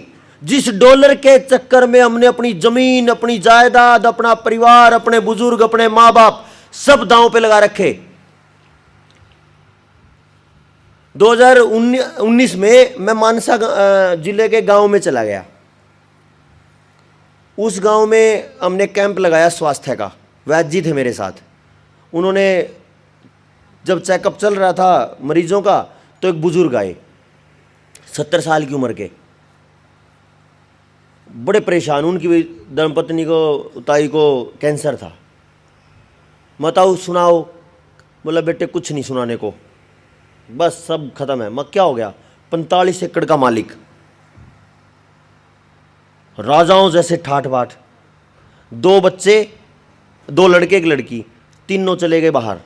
एक न्यूजीलैंड, एक ऑस्ट्रेलिया, और वो लड़की भी किसी देश में उसने शादी कर ली किसी, वो फिर वो लड़का भी बाहर था, उसके साथ शादी, उसकी शादी कर दी। अब वो 45 एकड़ का करोड़ोंपति आदमी है ना, वो ये कह रहा है कि अब वो आएंगे मेरे बच्चे, वो तब आएंगे जब मैं मर जाऊं और ज़मीन बेच के वो चले जाएं। ये हालात पंजाब की नहीं, हरियाणा में भी तबाही है। 4 साल पहले मेरे गांव से एक लड़का गया, अब तक सैकड़ों जा चुके बेच बेच के ज़मीन। और उनके घरों की जो हालत है पीछे, उसके माँ की, बाप की, परिवार की, कोई संभालने वाला नहीं। किसके पीछे? उस पर्ची के पीछे जिस पे साफ लिखा है, भाई ये केवल लीगल टेंडर है कर्जे का। देखो जी, किसी को पढ़ना हो तो पढ़ लियो, कभी ये बोलो कि बका गया। इस पे साफ लिखा है, Federal Reserve note, the United States of America, this note is legal tender for all debts public and private. ये केवल कानूनन दस्तावेज है कर्ज का, चाहे वो प्राइवेट कर्ज है चाहे वो सरकारी है, इसके अलावा कुछ नहीं है ये। इस चक्कर में हमने अपनी प्रॉपर्टी, अपनी जमीन, अपनी जायदाद, अपना परिवार, अपने रिश्ते, अपने नाते, अपनी संस्कृति सब चढ़ा दी पट्टे पे। किसके लिए? इस कागज के लिए जिसकी कीमत कुछ भी नहीं है। इसकी कीमत अगले 1 साल में पूरी तरह खत्म होने वाली है, जैसे ही टोटल डिजिटल होगा। अब जितने नौजवान भाई खड़े हैं उनको मैं बता देता हूं, पहले अमेजन पे हम खरीदते थे कुछ, ऑनलाइन खरीदते थे कुछ, तो कैशबैक आता था कैशबैक, 100 रुपये वापस मिलेंगे। फोन पे जब डाउनलोड करो तो 100 पहले ट्रांजैक्शन में 100 रुपये वापस मिलेंगे। वो वही चेन थी जो हाथी को बांधने वाली थी, स्वाद लगाने वाली। और जब ये धीरे धीरे 1-1.5 साल 4 साल 5 साल हो गए हैं अमेजन को काम करते हुए यहाँ पे, तो पता क्या हो गया, अब कैशबैक नहीं मिलता, अब पॉइंट्स मिलते हैं ना, स्टार मिलते हैं कि इतने कॉइन्स मिलेंगे, और वो कॉइन्स अगर 15 दिन में खर्च नहीं किए तो वो खत्म हो जाएंगे। आपके पैसे के साथ वही होने वाला है। थोड़े दिन में आपके इन सब नोटों को सरकार कहने वाली है कि ये अब लीगल टेंडर नहीं रहे। जैसे 2016 में मोदी ने बोला था कि 2000 के नोट और 1000 के 5500 के नोट लीगल टेंडर नहीं है। यानी जैसे ही वहां से कहा गया कि अब लीगल टेंडर नहीं, ये कागज बन जाएंगे, अब तो हम इसको रुपया मानते हैं। और फिर वो धीरे धीरे CBDC आ रहा है, central bank of digital currency, यानी टोटल सारी के सारे पैसे का लेन देन फोन से है, सारे के सारे पैसे का लेन देन बैंक से है, और बैंक का कंट्रोल इंटरनेट से है। अगर इंटरनेट ना चले तो बोल देते नेट ही नहीं चल रहा, हम क्या करें, है ना। और वो कंप्यूटर जो चलते हैं, वो कंप्यूटर चलते हैं माइक्रोसॉफ्ट से, एक वो है सॉफ्टवेयर माइक्रोसॉफ्ट, और वो माइक्रोसॉफ्ट किसका है, बिल गेट्स का। ये बिल गेट्स कौन है? बिल्ला ने हमारे वहां पे एक बताओ है, वो बोला अगर ये कुत्ता या बिल्ली पता ही नहीं हमें तो। ये कौन है? ये वही आदमी है जिसने एक ऐसी बीमारी के टिक्के पूरी दुनिया को ठुकवा दिए जो बीमारी ही नहीं थी, पता है ना। हाँ, और जिन जिन को ये टिक्के ठुके, क्या क्या हालत है, किसी के घुटने गए, किसी को हार्ट फेल, जवान तो ऐसे जा रहे हैं टकाटक जैसे उन्होंने पता ही नहीं था भी मौत एकदम से कैसे आती है। अब तो पीछे इलेक्शन से पहले उसने कंपनी ने माना नहीं था, क्या माना था ना कि इससे कैंसर भी हो सकता है, हार्ट अटैक, ब्रेन हेमरेज भी हो सकता है। और ये बात हम ये टीके आने से पहले कह रहे थे। जब ये फर्जी बीमारी की बात हो रही थी, किसान बैठे थे लाखों किसान दिल्ली में, उससे पहले से चिल्ला चिल्ला के कह रहे थे, हमने करोड़ों लोगों को बचाया होगा इस बात से। और अब वो भी कह रहे हैं जिन्होंने लगवा लिए कि अर्थ हम नहीं ठीक कहा था। वो तब ये कहते थे सरकार पागल है, कोई अपने लोगों को मरवाएगी। अरे सरकार पागल नहीं है, सरकार में जो लोग बैठे हैं वो दलाल हैं, सब के सब, कोई एक नहीं। बताओ कौन से राज्य में किस पार्टी के नेता ने बोला कि ये गलत है, मत लगवाओ? नहीं बोला, सब ने लगवाया ना। जो यहां वाला है इसने भी लगवाया, इससे पहले जो था उसने भी ठुकवाए थे। राजस्थान में कांग्रेस थी, यूपी में हरियाणा में बीजेपी थी, सब ने ठुकवाए। उसमें महाराष्ट्र में वो था उद्धव ठाकरे, उसने भी ठुकवाए। मायावती, ममता बनर्जी, जो भी था, मतलब एक लाइन से चलने वाले लोग थे ये, इन्होंने सब ने ठुकवाए। और सबको टीके लगवा के फिर कह दिया कि इससे तो कैंसर हो सकता है। इससे बड़ा धोखा हो सकता है किसी के साथ? नहीं हो सकता। क्योंकि अपने समाज में अब हम क्या करते हैं, हम टोल नहीं देते, टोल पे कभी पैसे नहीं देते, हम ऐसे ही निकलते हैं, वो डंडा सा खुल जाता है और निकल जाते हैं। तो वीडियो डाल देते हैं कई बार मजाक में, तो कई कमेंट आते हैं, अच्छा 20 लाख की गाड़ी ले रहे हो, 50 रुपए नहीं दे सकते। अरे भाई, ये वो देश है जहां पे दान दिया जा सकता है, पूरा पूरा प्रॉपर्टी। यहां पे तो हमारे पूर्वजों ने शरीर तक दान दे दिए, सुना है ना हमने तो। लेकिन चोरी एक पैसे की नहीं करवा सकते, बताओ। सही बात है। मांग लो आप कुछ। जितना गांव में पहले काम होता था, गांव के लोग इकट्ठे हो गए, जो पंचायती लोग होते थे, बोलते थे अच्छा ये मंदिर बनवाना, ये गुरुद्वारा बनवाना, ये कुछ बनवाना, 4 दिन में पैसे इकट्ठा करके अगले 1 साल में तो तैयार हो जाता था। क्या सरकार से मांगते थे? नहीं। और अब अगर एक ही अपने घर के सामने अगर थोड़ा सा कीचड़ हो, उसको भी नहीं हम देखते, सरकार करवाएगी। अरे सरकार में बैठे दलाल हैं, वो व्यापारी हैं। अगर वो आपको कुछ भी मुफ्त का देंगे तो आपसे बड़ी कीमत लेंगे। आपको मुफ्त में दवाई लगवाई तो आपकी जिंदगी ले ली, जिंदगी रिस्क पे है जिसने भी लगवाई है। पसीना निकालना, मेहनत करना तो बच सकते हैं। अगर किसी को लगता है कि हमने लगवा ली और एसी में बैठ के सोएंगे तो एक दिन सोते ही रह जाएंगे, पसीना निकालना जरूरी है। और ज्यादा पसीना निकालना जरूरी है। तो वो आदमी जिसने पूरी दुनिया के लोगों को वो इतना गंदा केमिकल डलवा दिया, उसी आदमी का सॉफ्टवेयर है माइक्रोसॉफ्ट, और पूरी दुनिया के बैंकों के कंप्यूटर में वही चलता है। अगर वो एक दिन के लिए, अभी 15 दिन पहले 5 देशों में बंद हुआ था इंटरनेट, पता है क्या? साइबर अटैक बोला था उसको, वो साइबर अटैक नहीं था, वो टेस्टिंग थी। 2025-26 में ये कभी भी लाएंगे, 3 महीने का लेके आएंगे। 3 महीने इंटरनेट बंद, 3 महीने बिजली बंद। अगर बिजली बंद होती है, आपके पास खाने को आटा नहीं है, क्योंकि हम इतने शाणे बन गए, मोटर पे आ गए सारे, हाथ वाली चक्कियां गायब है सबके घरों से, भूखे मरने की नौबत है। गलत तो नहीं कह रहा माता हो बहनों? गंडासा, हाथ वाला, ये गंडासा ही बोलते होंगे ना, मशीन, टोका, टोका भी सारा मोटर, सारा का सारा मोटर का है ना, सारा मोटर, सब के सब मोटर के, और उनका चक्कर भी छोटा, हाथ से घुमाओगे तो घूमता नहीं, वो बड़ा होता था तो घुमा लेते थे उसको, छोटा तो घूमेगा ही नहीं। पानी, पानी सारा बिजली का, हैंडपंप थे, हो रहे ही नहीं। अगर 15 दिन या 10 दिन नहीं तो 5 दिन भी अगर बिजली चली जाए, तराई तराई मच जाएगी यहां पे, क्योंकि तालाबों का सत्यानाश हम पहले ही कर चुके। पहले तालाबों का पानी पीने लायक होता था, और अब गंद मच चुका है। सारा गांव का नालों का पानी, सारा गंदगी का, टॉयलेट का, लैट्रिन का सारा पानी, सारी टॉयलेट गंदगी सारी तालाबों में। तो किसने किया? एक आदमी ने पूरी बैंकिंग दुनिया की कब्जे में कर ली। और वो ही आदमी की सोच क्या है ये देखो, 2015 में वो ये कह रहा है कि दुनिया में जनसंख्या ज्यादा हो गई, इसको कम करना है। कितना कम करना है? 80%। 800 करोड़ में से कुल मिला के 125-150 करोड़ रखने हैं, बाकी को निपटाना है। कैसे? कुछों को भूखे मारो, किसी को दवाई लगा दो, किसी को टीका लगा दो, फिर जो जमीन बचेगी सारी पे कब्जा नहीं का, क्योंकि आपने ही तो केसीसी किसान कार्ड पे बैंक में दे रखी है, और बैंक नहीं गए हैं। आया समझ गुलामी कैसे थी, जो ये बड़े भाई ने बोला था? ये थी वो गुलामी।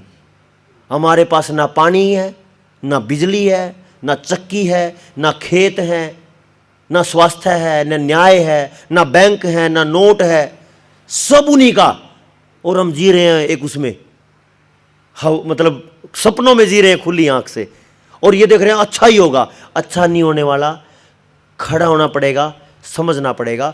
समझने के लिए जो मैं ये बात कह रहा था, इसकी आखिरी बात ये बचती है कि ये जो नोट है, इस पे लिखा है कि मैं पर्ची हूं किसकी? रुपए की। इस पे लिखा मैं धारक को इतने रुपए देने का वचन देता हूं। क्या देने का?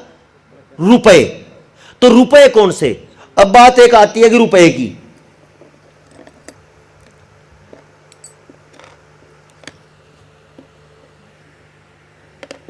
ये रुपया देखा सबने?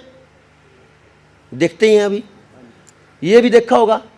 अच्छा, जितने नौजवान भाई ध्यान देना, ये जो कागज है ना, ये नोट नहीं है, इस पे लिखा है भारत सरकार। एक को छोड़ के जितने भी नोट हैं 2 से 2000 तक के, सब पे लिखा है भारतीय रिजर्व बैंक। यानी ये तो सरकार का है और वो रिजर्व बैंक के हैं। तो रिजर्व बैंक के तो नोट हैं और सरकार के रुपया है, और सरकार के पास केवल 1 रुपए की ही औकात है। 2 का नोट सरकार नहीं छाप सकती, क्योंकि वो तो गारंटी है, वो तो प्रॉमिस है, वो तो वचन है। तो ये भी 1 रुपया है, ये भी 1 रुपया है। एक है ये अंग्रेजों के टाइम का 1877 का 150 साल पुराना चांदी का, ये भी 1 रुपया है। और ये 1944 का है 50% चांदी का, ये भी रुपया है। सरकार और बैंक इन सब को रुपया मांगते हैं। हमने बैंक में बोल दिया कि ये कागज वाले ले लो और चांदी वाले दे दो, तुम्हारे लिए तो सब बराबर ही तो है। गलत तो नहीं था? सरकार ने ही तो बनाए, हमने तो नहीं बनाए ना ये। तो जब सरकार और बैंक ये कह रहे हैं कि चारों बराबर हैं, तो ये कागज के और लोहे के लेके और चांदी के दे दो। मना कर दिया बैंक वाले ने। क्यों भाई, ये तो गलत बात है, या तो तुम कहो मत, और अगर कह रहे हो तो बदलो। बोले कि इनके बदले में कागज के दे सकते हैं, कागज के बदले में ये नहीं दे सकते। देखो कितने शाणे हैं, शाणे नहीं चोर हैं। आजकल पता है आपने, एक कमाल की बात चल रही है समाज में, जो जितना ज्यादा नीच, जितना ज्यादा नालायक, जितना ज्यादा चोर और चालाक होगा, उसको लोग समझदार बोलने लग गए। बड़ा तेज है, वो तेज नहीं, वो चोर है। तेज तो वो होता था जो सही को सही और गलत को गलत डंके की चोट पे कहता था, वो होता था तेज। तो ये तो चोर हैं जो चालाकी करते दूसरे की जेब और दूसरे के घर को खाली करने के लिए, दूसरे के परिवार का सत्यानाश करने के लिए। वो तो नालायक है। उन्हीं लोगों की नालायकी, और वही चोर हैं बैंक, जिन्होंने चोरी करके अपने चांदी के बदले हमारी जेबों में पहले कागज दिए, और अब कागज की बजाय क्या आ गए, डिजिट्स, फोन में नंबर, और वो नंबर भी अगले थोड़े से समय बाद क्या आने वाले हैं, कॉइन्स, पॉइंट्स। तो अपने पास कुछ नहीं रहना। कितना टूटा पता अपना पैसा, कितना लूटी, कितनी लूटी गई हमारी जेब। देखो माताओ, यो जो रुपया है ना, यो अगर सुनार के पास लेने जाओ, यो चांदी वाला, ऐसे ऐसे 1000 देने पड़ते हैं, ठीक है ना। ये कागज का और लोहे का अगर 1000 दें तो अपने को ये 1 मिलता है। तो इसका मतलब, और बैंक ये कह रहा है कि ये बराबर है, तो बराबर है तो 1 रुपए में 1 मिलना चाहिए। तो इसका मतलब आपको ये चांदी लेके और कागज दे दिया, 1000 गुना लूट लिया। इसका मतलब यह है, अगर आपने अपनी बच्ची की, अपने बच्चों की शादी करनी है और 10 लाख रुपए खर्च करने हैं, तो असल में 1000 का खर्चा था वो। अगर ये होते तो 1000 नहीं लगते, और ये लग रहे हैं तो कितने, 10 लाख। तो कितने लूटे, 9,90,000 लूट गए। तो हमने पूछा फिर ये अलग अलग है ना जी? अलग भी नहीं है। तो फिर बदले में देते क्यों नहीं? बोला नहीं, हमारी परमिशन नहीं है। हमारा कहना यह था, अगर ये बैंक इनको सबको बराबर कह रहा है ना भाई, तो जितनी चीज इसमें आए ना, जितना सामान इसमें खरीदा जाए, उतना ही सामान इसमें भी खरीदा जाना चाहिए। और जब हम लूटे हैं, इसलिए हम तो राजस्थान के टच में है ना भी। राजस्थानी औरतें सिर से लेकर और पांव तक चांदी और सोने में दबी रहती थी, और अब उनके हाथ में क्या है, प्लास्टिक। इतने शाणे बने हम, जिनको हम शाणे कह रहे हैं। शाणे नहीं, चोरी हुई है बहुत बड़ी, और पूरे समाज की। इसमें कोई ऐसा नहीं है जिसको ये लगे कि भाई कोई छूट जाएगा। सारी बिरादरी, सारे वर्ग, सारे संप्रदाय, सारे मत, सबके साथ चोरी हुई। कर्जा सब पे है, जमीन सबकी बैंकों में पड़ी है। एक आदमी भी ऐसा नहीं जिसके ऊपर किस्तें ना हो। और इन्होंने इतना नालायकपना करा है, पहले तो पुरुष वर्ग को कर्ज में किया, और जब ये परेशान हो गए तो छोटे छोटे समूह बनाए हैं। 2 मिनट और बैठो, बस फ्री कर रहे हैं बस। गांव में आपको पता होगा, कर्जा दे रखा है औरतों को, दे रखा है, आपके गांव में भी है, ग्रुप बना के। और जो औरत कर्ज की किस्त नहीं दे पाती ना, इतनी बेइज्जती करते हैं कंपनी वाले की कह नहीं सकते। होता है ऐसा, उनको बचाना पाना है। वो सारी माएँ, वो सारी बहनें, वो हमारी इज्जत है, उनके लिए हमें लड़ना है। कर सकते हो? पक्की बात है। देख लेना, कभी अभी हाँ करो और बाद में ना करो। क्योंकि मैं एक कहानी हर दिन सुनाना चाहता हूं, और हर दिन सुनाता हूं। 2 शेरों की लड़ाई में कुत्ते फायदा उठा जाते हैं। अगर 2 शेर आपस में लड़के इधर इधर चले जाए ना, तो एक शेर पे 10 कुत्ते चिपटते हैं फिर, और उसको फाड़ डालते हैं। अरे लड़ाई तो शेरों की होती है, कुत्ते फायदा थोड़ा उठा जाएं। हमारे आपस में कुछ भी विचार चल रहे हो, बाहर का कोई आदमी आके हमारे गांव पे कब्जा मार जाए, हमारे गांव पे को बर्बाद कर जाए, ये ठीक है क्या? बोलो जी, क्या मेरी बात आपको समझ आई है? अगर इतने जनों को मेरी बात समझ आ गई हो, देखो 2 ही कंडीशन है नौजवान भाइयों, बुजुर्गों। या तो मेरी बात को गलत बोल दो, ठीक है जी, ताकि मैं अपनी बात पे सुधार कर लूं कोई गलत है तो। और अगर गलत नहीं कह पा रहे और आप ये कह रहे हो कि भाई आपकी बात सही है, तो फिर साथ चलो। मुझे कुछ नहीं लेना, तेल भी डलवा दोगे तो आपकी मर्जी, नहीं डलवा दोगे तो डाल लेंगे अपने आप, ठीक है ना, इससे ज्यादा तो नहीं। आप उठो, आपके बच्चे, आपकी इज्जत, आपका सम्मान, आपके खेत, आपके पशु सारे के सारे आखिरी सांस में हैं। अगर मेरी बात की सीरियसनेस आपको समझ आई हो तो। और ये बात हमें ना 3 दिन की ट्रेनिंग करते हैं। अकेला मैं जब बोलता होता हूं 30 से 40 घंटे बोलता हूं 3 दिन में। कई साथी तो गए हैं ना, तब भी कम पड़ जाती है बात। इतने षड्यंत्र हैं हमें खत्म करने के लिए।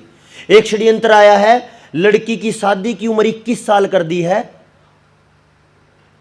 अगर मां बाप अपनी बेटी की शादी करे 21 से पहले तो उसको जेल होती है। और वही लड़के लड़कियां 16 साल की उम्र में बिना शादी करे कितनों के साथ भी रह लें, बच्चे भी पैदा हो जाएं, ये कानून आ गया।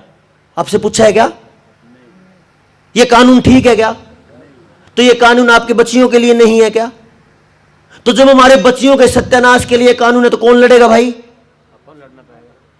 क्यों जी? लिव इन रिलेशनशिप की बात कह रहा हूं मैं। लड़के लड़के शादियां कर रहे हैं, लड़की लड़की के साथ शादी कर रही है, लिंग परिवर्तन करवा रहे हैं, लड़का लड़की बन गया, लड़की लड़का बन गई। क्या सत्यानाश कर दिया समाज का।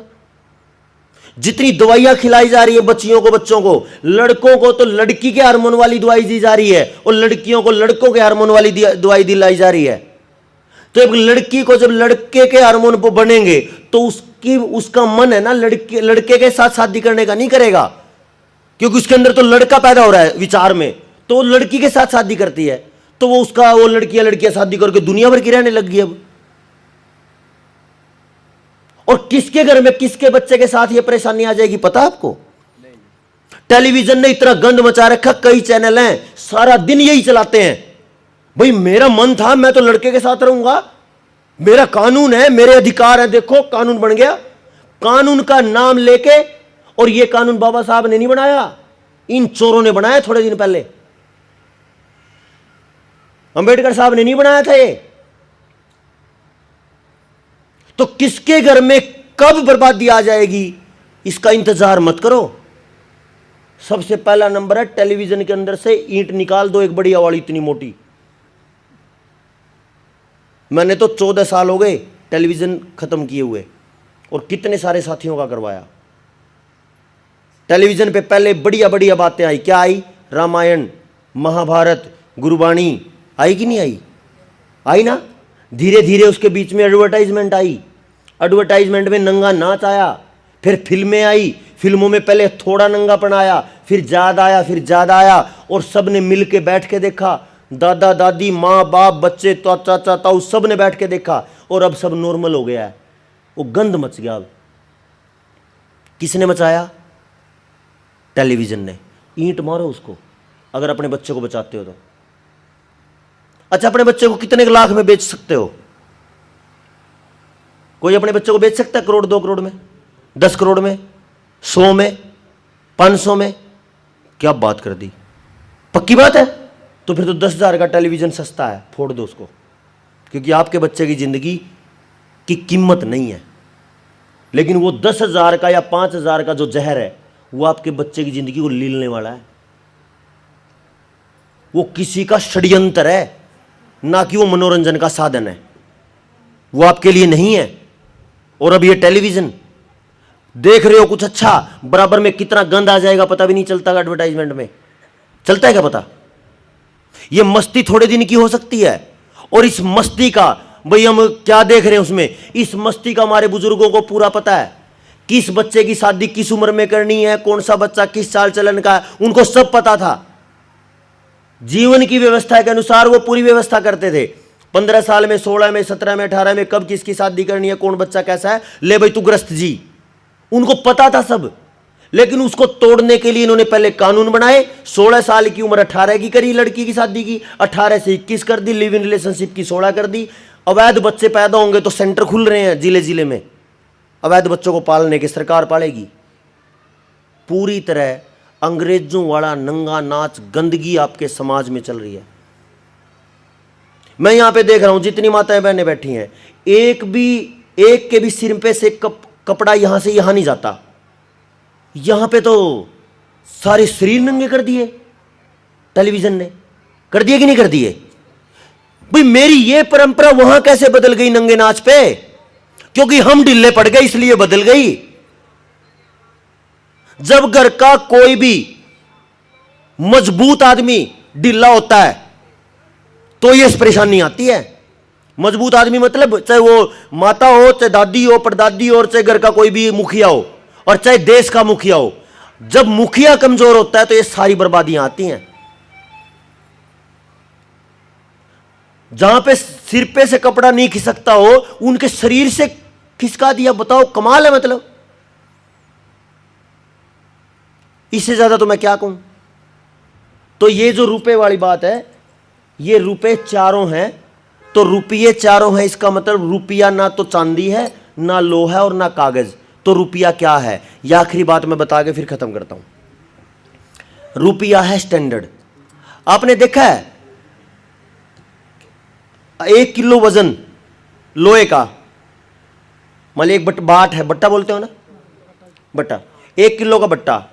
अगर 1 किलो का बट्टा लोहे का और 1 किलो का बट्टा चांदी का हो, वजन बराबर तोल लेंगे कि अलग अलग तोल लेंगे? है जी? चांदी का ज्यादा तो नहीं तोलता, चांदी कीमत ज्यादा नहीं है, तोलेगा नहीं ज्यादा, बराबर तोलेगा ना, क्योंकि वजन की बात है, मटेरियल की बात नहीं है कि वो चांदी है कि क्या है।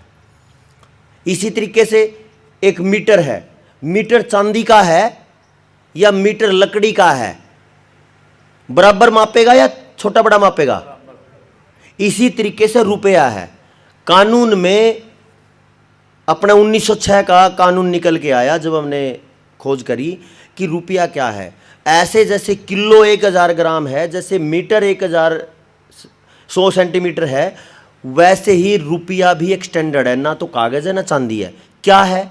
1 रुपया बराबर है 777 मिलीग्राम सोना। चाहे वो कागज का रुपया है, चाहे वो चांदी का है, चाहे किसी भी चीज का है। तो आपके पास ये जो पर्ची है 2 रुपए की, 5 रुपए की, इसका मतलब है गवर्नर ने आपको लिख के दे रखा है कि मैं धारक को 100 रुपए अदा करने का वचन देता हूं। कौन सा रुपया? सुनने वाला। अगर आपको ये कह रखा है ना कि ये 5 रुपए की पर्ची है ये, तो इसका मतलब ये है ये 5 रुपए की पर्ची 777 मिलीग्राम के 5 रुपयों वाली पर्ची है। तो इसके बदले में कितना सोना आना चाहिए? 5 गुना में 777, इतना मिलीग्राम, यानी 4.5 ग्राम के लगभग। कितनी कीमत का है 4.5 ग्राम? कम से कम 33 से 34 हजार रुपए का है ना, 32-33 हजार रुपए का। रुपए का मतलब नोटों का। अब के बाद अगर आपको यह बात समझ आ गई है, रुपया है तो 777 मिलीग्राम सोना है, और अगर ये नोट है तो रुपए नहीं है। किसी बुजुर्ग को पूछना, वो बताते हैं सही, वो बोलते हैं देना 100 का नोट। 100 रुपए नहीं कहते कभी, ये क्योंकि नोट है, 100 रुपए के नोट है। इसका मतलब है 100 रुपए 777 गुना में 100, पौना किलो सोना, इतना बनेगा। अच्छा, अगर ये कंडीशन के लिए हम लड़ जाएं तो किसके बच्चे गरीब रहेंगे? बोलो जी। अच्छा, एक और बात, अगर किसी ने 10 लाख रुपए का लोन लिया, तो जब आप रुपए को निकलवाने जाते हो, सोने के 777 मिलीग्राम वाले निकलते हैं कि नोट निकलते हैं? बोलो जी। नोट निकलेंगे ना। तो कागज पे तो लिख के देते हैं कि हमने तो 10 लाख रुपए का लोन दिया, बल्कि लिखना क्या चाहिए था? 10 लाख रुपए के नोटों का लोन दिया, यही तो लिखना चाहिए था। लेकिन नोट तो नहीं लिखते, और अगर नोट नहीं लिख रखे हैं, रुपए लिख रखे हैं, तो रुपए निकलने चाहिए उसमें से। गलत तो नहीं कह रहा मैं? बार बार ये आपसे पूछ रहा हूं कि अगर मैं गलत कह रहा हूं तो बता दियो, और अगर मैं सही कह रहा हूं चलो साथ में बदलते हैं गांव को। तबाही आ गई, सारा नशा, बेरोजगारी, महंगाई, गरीबी बर्बादी करके रख दी हमारी। करना चाहिए कि नहीं? अच्छा, ये काम करने का है कि नहीं है? आजकल तो 1.5 GB डाटा ना आजादी समझे जी लोग। तो उससे ये तो निकल गए ना। मैं आपको बताऊं, मेरा काम 24 घंटे समाज में इस पे काम करने का है। अपना घर भी देखना है कि नहीं देखना कैसे। लेकिन मेरा बेटा है 5 साढ़े 5 साल का, मेरे को लगा कि उसका ध्यान मोबाइल की तरफ जाना शुरू हो गया। 14वां महीना चल रहा है ये, मैंने इंटरनेट नहीं डलवाया इसमें। रिचार्ज होता है, उस रिचार्ज के साथ 1.5 GB डाटा आता है। ये भाई साथ में है मेरे, 1.5 GB डाटा को उसी से मैं डाउनलोड करता हूं और डिलीट कर देता हूं। पूरा महीना मैं इंटरनेट नहीं चलाता इसमें, क्योंकि मेरे लिए 1.5 GB डाटा, उसका मनोरंजन और मोबाइल की कोई कीमत नहीं। मेरे लिए कीमत मेरे बच्चे की है। आज तक वो डॉक्टर के पास नहीं गया। अपनी मां के गर्भ से लेके जन्म दाई ने करवा दिया, और 5.5 साल का डॉक्टर का मुंह नहीं देखने दिया मैंने उसको। देसी खेती करता हूं, दूध गाय का है, वो सारी की सारी व्यवस्था। और जब किसी बच्चे को डॉक्टर का मुंह ना देखना पड़े तो उसकी जिंदगी, वैसे तो परमात्मा के हाथ में कितनी है, लेकिन किसी के कारण से वो थोड़ी उम्र जी ले, ये तो नहीं हो सकता। वैसे तो चलते चलते परमात्मा की व्यवस्था, उसने कितने सांस दे रखे हैं, वो अलग बात है। लेकिन हमारे अंदर कोई कमी ना रह जाए अपने बच्चों के लिए। और वो सुबह सुबह उठता है तो मंत्र बोलता है। एक दिन बोलता है, पिताजी अगर मैं हवन करता हूं तो बहुत सारे बोलते कि हवन में तो क्यों प्रदूषण करते हो। तो मैं बैठा आराम से, मुझे कोई दिक्कत नहीं। वो कहता है घी क्यों डाला, और साथ में बाय चांस मिर्च रखी थी, बोले मिर्च डाल दो। मैं बोला डाल दे। उसने छोटा सा टुकड़ा डाल दिया, कई घंटे तक सारे घर में तांडव रहा। अच्छा अब इसमें घी डाल। शाम को मैंने बोला, घी डालते ही उसमें तो बड़े आराम से सांस ले रहा, बड़े मजे से, क्योंकि घी जलेगा तो महक आती है। कई बार घी निकल जाए या जल जाए तो महक आती है कि नहीं। अब उसको वहीं से पता चल गया, हाँ भाई ये तो ठीक था। तो मैं उसको हवन को करता हूं तो सारे घर में वो चंदन की लकड़ी डाल दी, उसमें और कई चीजें डाल दी, उसमें सामग्री डाल दी जो सुगंध वाली हैं, तो मैं उसमें डालता हूं। और डालते हैं तो सारे घर में से जो प्रदूषण है वो नहीं रहता, तो सारा दिन महक रहती है। और महक रहती है तो सांस में से जो जाएगा स्वस्थ रखेगा। तो मैं अपनी औषधियां जो दवाइयां हैं वो बीमार होने के बाद नहीं देता, बीमार होने से पहले देता हूं ताकि बीमारी ना हो। ठीक है क्या? इसी पे अपने को चलना पड़ेगा। तो इसका रास्ता है, मैं आपको क्लियर रास्ता बता देता हूं। अपने 1 रुपए की कीमत तो समझ आई गई। अगर बैंक ने आपको 10 लाख का लोन दिया है तो आपको अब क्या बनता है? 10 लाख रुपए के नोटों का लोन दिया है तो आपके रुपए बनते हैं लगभग 166, क्योंकि 1 रुपए की कीमत 777 मिलीग्राम सोने की कीमत है, 6000 के नोट। ठीक है जी। अच्छा 10 लाख का लोन अगर किसी ने देना है बैंक का 10 लाख का, तो अगर उसको 166 रुपए में अगर मुक्ति होती हो तो ठीक है क्या? लेकिन चोर ऐसे छोड़ते नहीं, लड़ना पड़ेगा। लड़ लोगे? है जी। सारे गांव का मुक्त हो सकता है, केवल एक शर्त है, ये काम करेंगी ये माताएं। आपको अपना काम करना, मैं दोनों का अलग अलग बताता हूं। माताओं के पास एक बड़ी तूफानी टेक्नोलॉजी होती है। इनको कोई एक बात कह दो कि ये बात मैंने तेरे को बता दी, किसी को बताना नहीं, तो ये सबको अपने आप ही बता देंगी। ठीक है, तो अपन क्या करेंगे, आपने क्या करना है, अपने आसपास में देखो किस औरत ने, किस महिला ने ग्रुप बना के लोन ले रखा है। कर लोगे पता? देखो अभी हाँ कर दियो, कभी मैं धोखे में रह जाऊं विश्वास करके। कर लोगे ना? अच्छा यहां से किसी ने ले रखा है लोन, ग्रुप लोन? अच्छा ठीक है, फिर तो बन गई बात, फिर मैं किसी को कुछ नहीं बोलूंगा। आप ये देखो कि लोन किसने ले रखा है। देख लिया अपने ग्रुप में कितनी जनसंख्या का गांव होगा ये? 3-4 हज़ार की जनसंख्या गांव होगा ना। लगभग 600-700 तो महिलाएं होंगी, और आराम से 500 के आसपास ने शायद ले भी रखा हो लोन। आपको जब मैंने ये बताया है, आपका अगर कर्ज 1 लाख का है तो 16 रुपए की कीमत है उस लोन की। तो आपको ये बात उनको बतानी है। ठीक है जी। और जिस महिला को ये पता चल गया वो अपने घर वाले को तो बताए बिना रहेगी नहीं, तो आपका आधा काम होगा, क्योंकि आदमी ज़्यादा शाणे बना करें तो उनको बताने की जरूरत नहीं। ठीक है जी। तो माताओं को, बहनों को, अपने परिवार को बताओ, वो आपका काम है। इस काम को सारे गांव की उन महिलाओं को बता देना जिन्होंने लोन ले रखा है। बता दोगे जी? देखो हाँ करो तो मैं आगे बताऊं। बता दोगे? ठीक है। आपको समझ आ गया? ये आ गया जी। आप भी अपना काम कर लेना। अगली बार हम एक मीटिंग करेंगे जिसका नाम है ग्राम सभा। पंचायत नहीं, ग्राम सभा। अच्छा, एक और बात पता होगा आपको, निहंग कहीं भी जाते हैं, निहंग सिख, उनका कहीं कुछ लगता नहीं। अगर वो कहीं बाड़ा दे ना दे, उनकी मर्जी होता है ना। क्यों? उनकी छुट्टी है कुछ। आपका भी हो सकता है, मेरा भी हो सकता है। मैं हरियाणा में हूं ना, पगड़ी बांध लूं, कुर्ता और धोती पहन लूं, जूती पहन लूं, मेरे साथ भी वही है।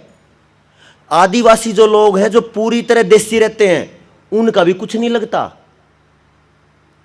इस पे चर्चा मैं बहुत गंभीर करूंगा कि निहंगों के पास या आदिवासियों के पास ऐसा कौन सी ताकत है जो वो कह दे, वो किसी के सामने, मतलब कोई उनके सामने चू नहीं कर सकता। वो अपने पास भी है, लेकिन जब पूरा गांव इकट्ठा हो, उसका नाम है ग्राम सभा। ग्राम सभा क्या होती है, इसको समझ लो। ग्राम सभा पंचायत नहीं होती, ग्राम सभा का इलेक्शन नहीं होता, ग्राम सभा को कोई चुनता नहीं, ग्राम सभा सरकार की तरफ से कुछ मांगती नहीं। ग्राम सभा का मतलब है गांव के लोग इकट्ठे हुए और किसी काम को फाइनल कर दिया। नौजवान भाई सुनिए एक बार, क्या होता है ग्राम सभा में। अभी क्या करते हैं हम, पंचायत क्या करती है, टेंडर मांगती है या ग्रांट मांगती है, और मांगना होता है भीख। गांव कभी मांगता नहीं। गांव अपने आप में एक ताकत होता है। हरियाणा में कहते हैं गांव राम होता है, यानी गांव है तो परमात्मा है, क्योंकि जहां परमात्मा होता है वहां न्याय होता है, गलत नहीं होता। ठीक है, तो जहां न्याय होता है वही गांव है। तो गांव में जब इकट्ठा होकर, एकजुट होकर, संगठन बना के बात हो, तो वहां पे गलत नहीं होता किसी के साथ कुछ भी। तो इसलिए वहां पे गांव में, हरियाणा में बोलते गांव राम होता है। तो उनकी अपनी व्यवस्था का, हरियाणा की, पंजाब में कुछ और बोलते होंगे इसी तरीके का। तो सब के सब इकट्ठे होते हैं। जो भी बच्चा जिस गांव में पैदा हो गया वो ग्राम सभा का सदस्य है। जिस गांव को पहले दिन किसी बुजुर्ग ने बसाया, उसी दिन से ग्राम सभा शुरू हो गई। कब तक रहेगी? जब तक गांव जिंदा है। और हमारे सिस्टम में गांव के मरने की कोई कहानी नहीं मिलती। जो गांव एक बार बस गया तो बस गया, यही बोलते हैं ना। हमारी बुजुर्ग माताएं, अपने बुजुर्ग यही आशीष देते थे, बसो भाई, तुम्हारे गांव बसे, खेड़े बसे, इतने बड़े परिवार हो तुम्हारे। हमारे आशीष होते थे, हमारे आशीर्वाद होते थे बुजुर्गों के। तो गांव जिस दिन पैदा हुआ उस दिन ग्राम सभा पैदा हो गई। जिस दिन कोई बच्चा पैदा हुआ वो उस गांव के का मेंबर हो गया। 18 साल का होते ही वो उसमें वोट डालने वाला हो गया। किसमें? इलेक्शन में नहीं, गांव की सभा। जैसे आज ये ग्राम सभा कर ली हमने, आज इस सभा को हम ग्राम सभा कह सकते हैं। और निर्णय लेके सरकार को ऐलान करते हैं। ग्राम सभा ऐलान करती है। संविधान के 73वें संशोधन में राजीव गांधी ने बहुत अच्छा काम करा था। ग्राम सभा कभी मांगेगी नहीं। हम ये नहीं कहेंगे हमारा कर्जा माफ कर दो, हम ये कहेंगे हमारा एक आवेदन है। इन सारी बातों पे जो मैंने आपको बताई, इनके आधार पे सारा का सारा पूरा चिट्ठा लिख के हम बैंक को भेजते हैं। जी हमारे कुछ सवालों के जवाब हैं, उनका जवाब दे दो और पैसा ले लो अपना। ठीक है जी, गलत तो नहीं। उस पे हम ऐलान करते हैं ग्राम सभा करके कि हमने ये आवेदन दिया है बैंक को, बैंक ने जवाब नहीं दिया। और मेरे गांव के ग्राम सभा का, जैसे ताऊ जी बैठे, उस एक दिन की ग्राम सभा में ये प्रधान जी हैं। अगली ग्राम सभा होगी तो भाई साहब हो गए, अगली ग्राम सभा तो किसी और को बना देंगे प्रधान। यानी पूरे गांव के लोग बैठेंगे, तो जिसके ऊपर कहते हैं अच्छा ताऊ को बना दें, अब बना दो, तो उस व्यक्ति की अध्यक्षता में, प्रधानगी में उस दिन का निर्णय लिया जाए। ठीक है जी, निर्णय लेके और ऐलान कर दिया जाए राष्ट्रपति, प्रधानमंत्री, मुख्यमंत्री और डीसी को कि जी हमने ये निर्णय लिया और अब मेरा पूरा गांव इस बात पे अटल है। क्या करेंगे? अपना पूरा आवेदन कर्जे वाला और साथ में ये ग्राम सभा का लेटर, सबके साइन होंगे। कितने लोगों के? अगर 1500 की वोट है तो 70% वोटर्स के साइन होंगे। यानी 18 साल से ऊपर के 70% लोग चाहिए। 15 7 105, तो 1050 लोगों के साइन करवाएंगे। किन के? जिनकी उम्र 18 से ज्यादा है, और उसके साइन के सारे कागज अटैच करके और इन 4 लोगों को भेजेंगे, डीसी, मुख्यमंत्री, प्रधानमंत्री और राष्ट्रपति। ऐलान करेंगे। ऐलान का मतलब समझते हो ना? कह दिया तो कह दिया गांव ने। फिर उसके बाद ये नहीं होता कि कहीं से कोई दबाव आ गया, मान लिया कोई प्रधान बना दिया गांव में से, और प्रधान पे दबाव आ गया किसी मंत्री का, बोले तू ज्यादा शाना क्यों बन रहा है, और वो कह दे भाई मैं नहीं तुम्हारे साथ आता अब गांव वालों, तो फिर वो गांव वालों की जिम्मेदारी है उसको लट पे लेना, क्योंकि वो बिक गया। फिर गांव में बिकने वाला आदमी नहीं होना चाहिए फिर, क्योंकि वो समस्या गांव की है। एक आदमी की बर्बादी आए तो आए, लेकिन सबके बच्चों की बर्बादी आए ये सहन नहीं होना चाहिए। गलत तो नहीं कह रहा हूं? तो ग्राम सभा आपको ताकत देती है। जिस दिन हम गांव के 70% लोगों को तैयार कर लेते हैं एक विचार पे, उसी दिन हमारा गांव कर्जे से मुक्त होता है। अच्छा, कर्जा एक आदमी का उतारना ठीक है या कि गांव का? देख लो, सोच के बोलियो। पक्की बात है? तो बड़ा आसान है। हम किस्तें उतारने के लिए कुत्तों की तरह मेहनत करनी पड़ती है अपने को, दिन रात एकदम करनी पड़ती है कि नहीं? इतनी ब्रान माटी है, मिट्टी प्लीद है कि पूछो मत। सारा का सारा समय, सारी ऊर्जा, खून पसीना बैंकों के लिए ही तो हो रहा है, किस्तें उतारने के लिए। अगर इतनी मेहनत का केवल 1 हफ्ता लगा दो गांव में, एक एक भाई के पास बैठो, एक एक बहन के पास बैठो कि छोड़ो सब काम को, 2 दिन उपवास रख लेंगे, व्रत रख लेंगे, क्या दिक्कत है, इस काम को करो, तो 1 हफ्ते के अंदर पूरा गांव की ग्राम सभा हो सकती है। और फिर आप कागज पे लिख कर ऐलान कर देते हैं, और फिर ये भाई बैठे, इनका चैनल बड़ा बढ़िया है, ऐसे ऐसे आसपास के बहुत सारे चैनलों को बुलाएंगे और फिर उसको ऐलान करवाएंगे, देखो जी हमारे गांव ने ऐलान किया है, जब तक बैंक हमारे कागजों का जवाब नहीं देता तब तक हम कर्जे का 1 पैसा नहीं देते, और जिस दिन जवाब दे देगा उस दिन 10 लाख का केवल 166 देना है। दिक्कत है? बोले नहीं, इससे ज्यादा तो मैं भी नहीं कुछ दे सकता है जी, चल सकता है। और जैसे ही हम ये ऐलान कर देंगे, उसी मीटिंग के बाद फिर आप चर्चा करेंगे 2 घंटे खेती की, एक दाना यूरिया के बिना, एक दाना डीएपी के बिना, एक बूंद स्प्रे के बिना, पहली बार पूरी पैदावार। और वहीं से शुरू होती है फिर दोबारा से पंजाब बनाने की बात। क्या चाहोगे पंजाब को पंजाब बनाना, या उड़ता पंजाब बनाना चाह रहे हो? वो तो बन ही लिया उड़ता पंजाब, तो है ना, बन रहा है ना। थोड़े दिन में उड़ता हुआ और पंखों के बिना टूट के गिर जाएगा, फिर अपने पास कुछ नहीं रहना। अभी हम दोबारा वो रंगला पंजाब बनाना चाहते हैं जिसमें रंगीनी आए, है ना। अगर 50 लोग बैठे हैं, 50 के अलग अलग रंगों की पगड़ियों को देख के पता चलता वाह क्या पंजाब था। और अब जिन केसों को बचाने की बात करें तो टेंशन में उड़ लिए। जिन गुरुओं ने कहा था कि केस तो सबसे पहले है, बचने चाहिए, वो केस जाली है क्योंकि टेंशन इतनी है, उड़ गए। तो किसको बचाने की बात कह रहे हैं हम? गलत तो नहीं कह रहे बहन जी? हाँ सही है। तो मेरे पास जो था आज के लिए वो मैंने आपको बता दिया। अब गेंद आपके पाले में है। जो आप गांव के सारे साथी, परिवार, ये माताएं बहने, पूरा माता पिता तुल्य बुजुर्ग जो बैठे हैं, भाई बहन बैठे हैं, अब आपका निर्णय है कि आपको अपने गांव को कर्ज मुक्त करना है या व्यक्तिगत करना है। व्यक्तिगत अगर लगा भी दिए कागज, मैंने भी लगा रखे हैं, बैंक वाले बहुत परेशान करते हैं, क्योंकि एक आदमी को तो कभी भी लपेट ले। क्यों जी? होता है ना ऐसा। अगर 10 चोर इकट्ठे हों और आप कितने भी अच्छे हो, एक आदमी कितना भी अच्छा हो, 10 चोर तो लपेट देंगे सिस्टम को। और अगर गांव इकट्ठा हो फिर तो सरकार की भी औकात नहीं, जो कुछ चूं कर जाए। और फिर एक गांव नहीं, फिर तो हजारों गांव की तैयारी है अपनी। और जब हजारों गांव ये बोलेंगे ना कि पहले जवाब दो और पैसा लो, फिर देखते हैं कौन आता है अपने सामने। इस पूरी व्यवस्था को बहा के ले जाएंगे। जो ऑनलाइन कर करके इन्होंने सारा एजेंडा सेट कर दिया, बच्चों की शिक्षा ऑनलाइन करके बर्बाद कर दिया, इस काम को हम सही दिशा में भी तो लेके जा सकते हैं। क्यों जी? अब मान के चलो इस गांव से इतने लोग हो गए और 50 गांव से ऐसे लोग हो गए जो कह रहे हैं कि खेती बदलनी सीखनी है, मैं 50 जगह नहीं आ पाया, तो क्या करते हैं, मैं एक जगह अपनी स्क्रीन पे बताता रहूंगा और 50 के 50 साथी अपनी स्क्रीन पे यहां पे स्क्रीन लगा लो और सारा गांव देखे। बन सकती है ना बात? जो काम उन्होंने अपने समाज को बर्बाद करने के लिए करा है उसको हम ठीक करने के लिए यूज कर सकते हैं, उस तकनीक का यूज। लेकिन एक शर्त है कि आपके अंदर अपने बच्चों को बचाने का दर्द जरूर हो।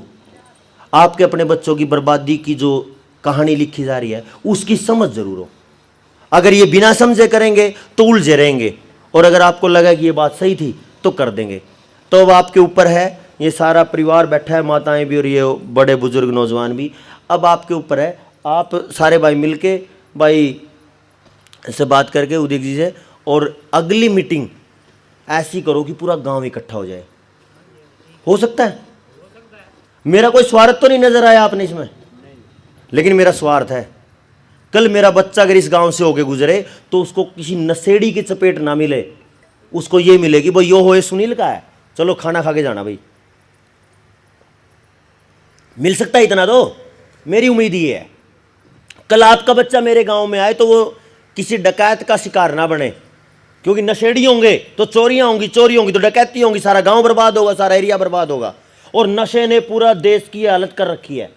कितना डर है लोगों में चोरियों से, हो है कि नहीं? आप बाहर कुछ लोहे का टुकड़ा का कुछ भी मतलब खुला दरवाजा नहीं छोड़ सकते, आपको डर इतना रहेगा। कब? जब नशेड़ी समाज होगा। नशेड़ी होगा तो चोरियां होंगी, चोरियां होंगी, डकैती होंगी, फिर लूटपाट होंगी, फिर मर्डर भी होंगे, और फिर क्राइम बढ़ेगा। और यही चाहती है पुलिस। जहां जहां पुलिस आई वहां वहां चोरियां बढ़ गई। जब तक समाज आपस में लोगों की जिम्मेदारियां लगाता था, हमारे वहां पे ठीकरी पैरा बोलते थे, होते ना, गांव की जिम्मेदारी लगा, भाई इस मोहल्ले का उस मोहल्ले का तुम्हारी जिम्मेदारी आज वहां चौराहे पे है, ऐसा लग रहा है कि कुछ गड़बड़ चल रही है, तो गांव अपने आप संभालता था। जिस दिन से पुलिस वाले आए हैं, चोरी भी नशा भी सब आ गया आराम से, क्योंकि लोग आराम से बैठ के आराम से सो गए। पता कैसे सो गए? उनको ये लगता था कि अब तो गार्ड आ गया, सिक्योरिटी गार्ड। अब उनको पता ही नहीं सिक्योरिटी गार्ड ही चोर था, है? तो आप सब ने काफ़ी समय, लगभग 1.5 घंटा तो हो गया होगा, आपने बड़े ध्यान से सुना, और मैं ये उम्मीद करता हूँ और हाथ जोड़ के सिर झुका के प्रार्थना करता हूँ, अपने बच्चों को बचाने के लिए ये समय सही है। अगर हम 1 साल और नहीं बढ़े तो फिर अपने पास कुछ बचेगा नहीं। तो निवेदन के साथ आपने इतना ध्यान से सुना, आपकी बड़ी मेहरबानी, और फिर जल्दी मुलाकात होगी इस उम्मीद में। बहुत बहुत आभार, धन्यवाद।